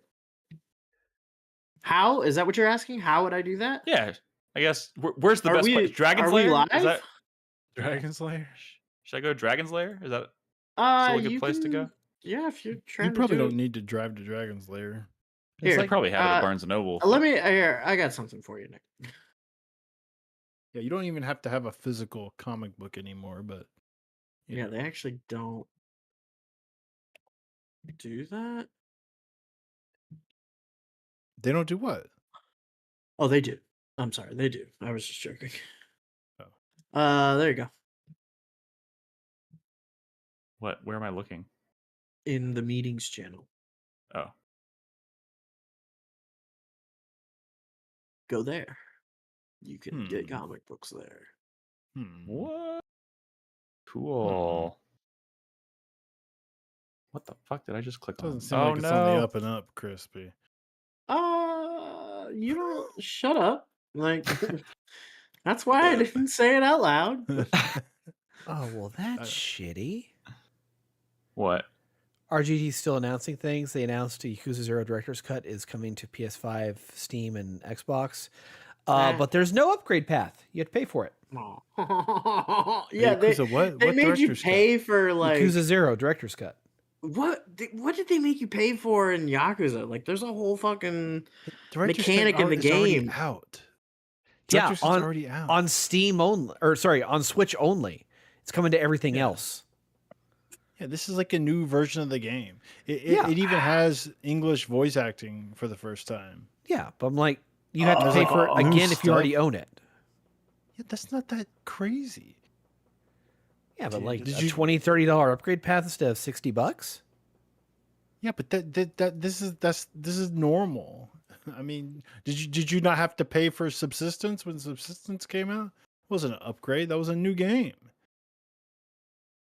Yeah, but Subsistence was How also is very 15 normal years for ago. Japanese games, at least. Yeah, I'm saying they've been doing this shit forever. Yeah, but we live in a modern age where you can just purchase upgrades. Japan don't really fuck with that, I feel like. They've been doing a lot for the Switch, for example. What are you talking about? Same with this is not just PS5. like this is not just a Switch 2 version of the game. They did a lot of work for this thing on this thing. Yeah, it's a. And I'm not saying don't director's pay for it, but don't pay that much for it. Just saying it's not surprising. Plus, the Yakuza games, they don't stay expensive for a long time. Like it's just gonna be $10 in a year. Nick, you know, just hopefully. it's just Yakuza. Read issue 1. It's 42 pages. I mean, it's you played Yakuza It's 0 an already oversized anyways, issue Chris 1. Davis. It's Cool. really good. That should probably zip you in. They recast and you redesigned a in. bunch of Yakuza. And there's only 12 characters. issues out, which is like about how big a graphic novel is. So Yeah. it won't take Yakuza long. 3, Sweet. the PS3 era of Yakuza games Oh, Alfred's a badass. got a little iffy. Remember they tried? Didn't they try to make like a TV show about Alfred?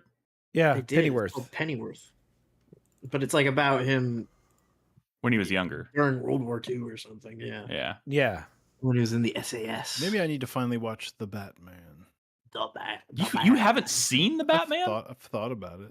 It's pretty Dude, that good. movie's so fucking good. Dude, It's really long, and I watch movies with my wife. It is very long. This is so fucked up. Batman steals a shotgun from Alfred earlier in the comic, and then later on pulls it on him and shoots him with it.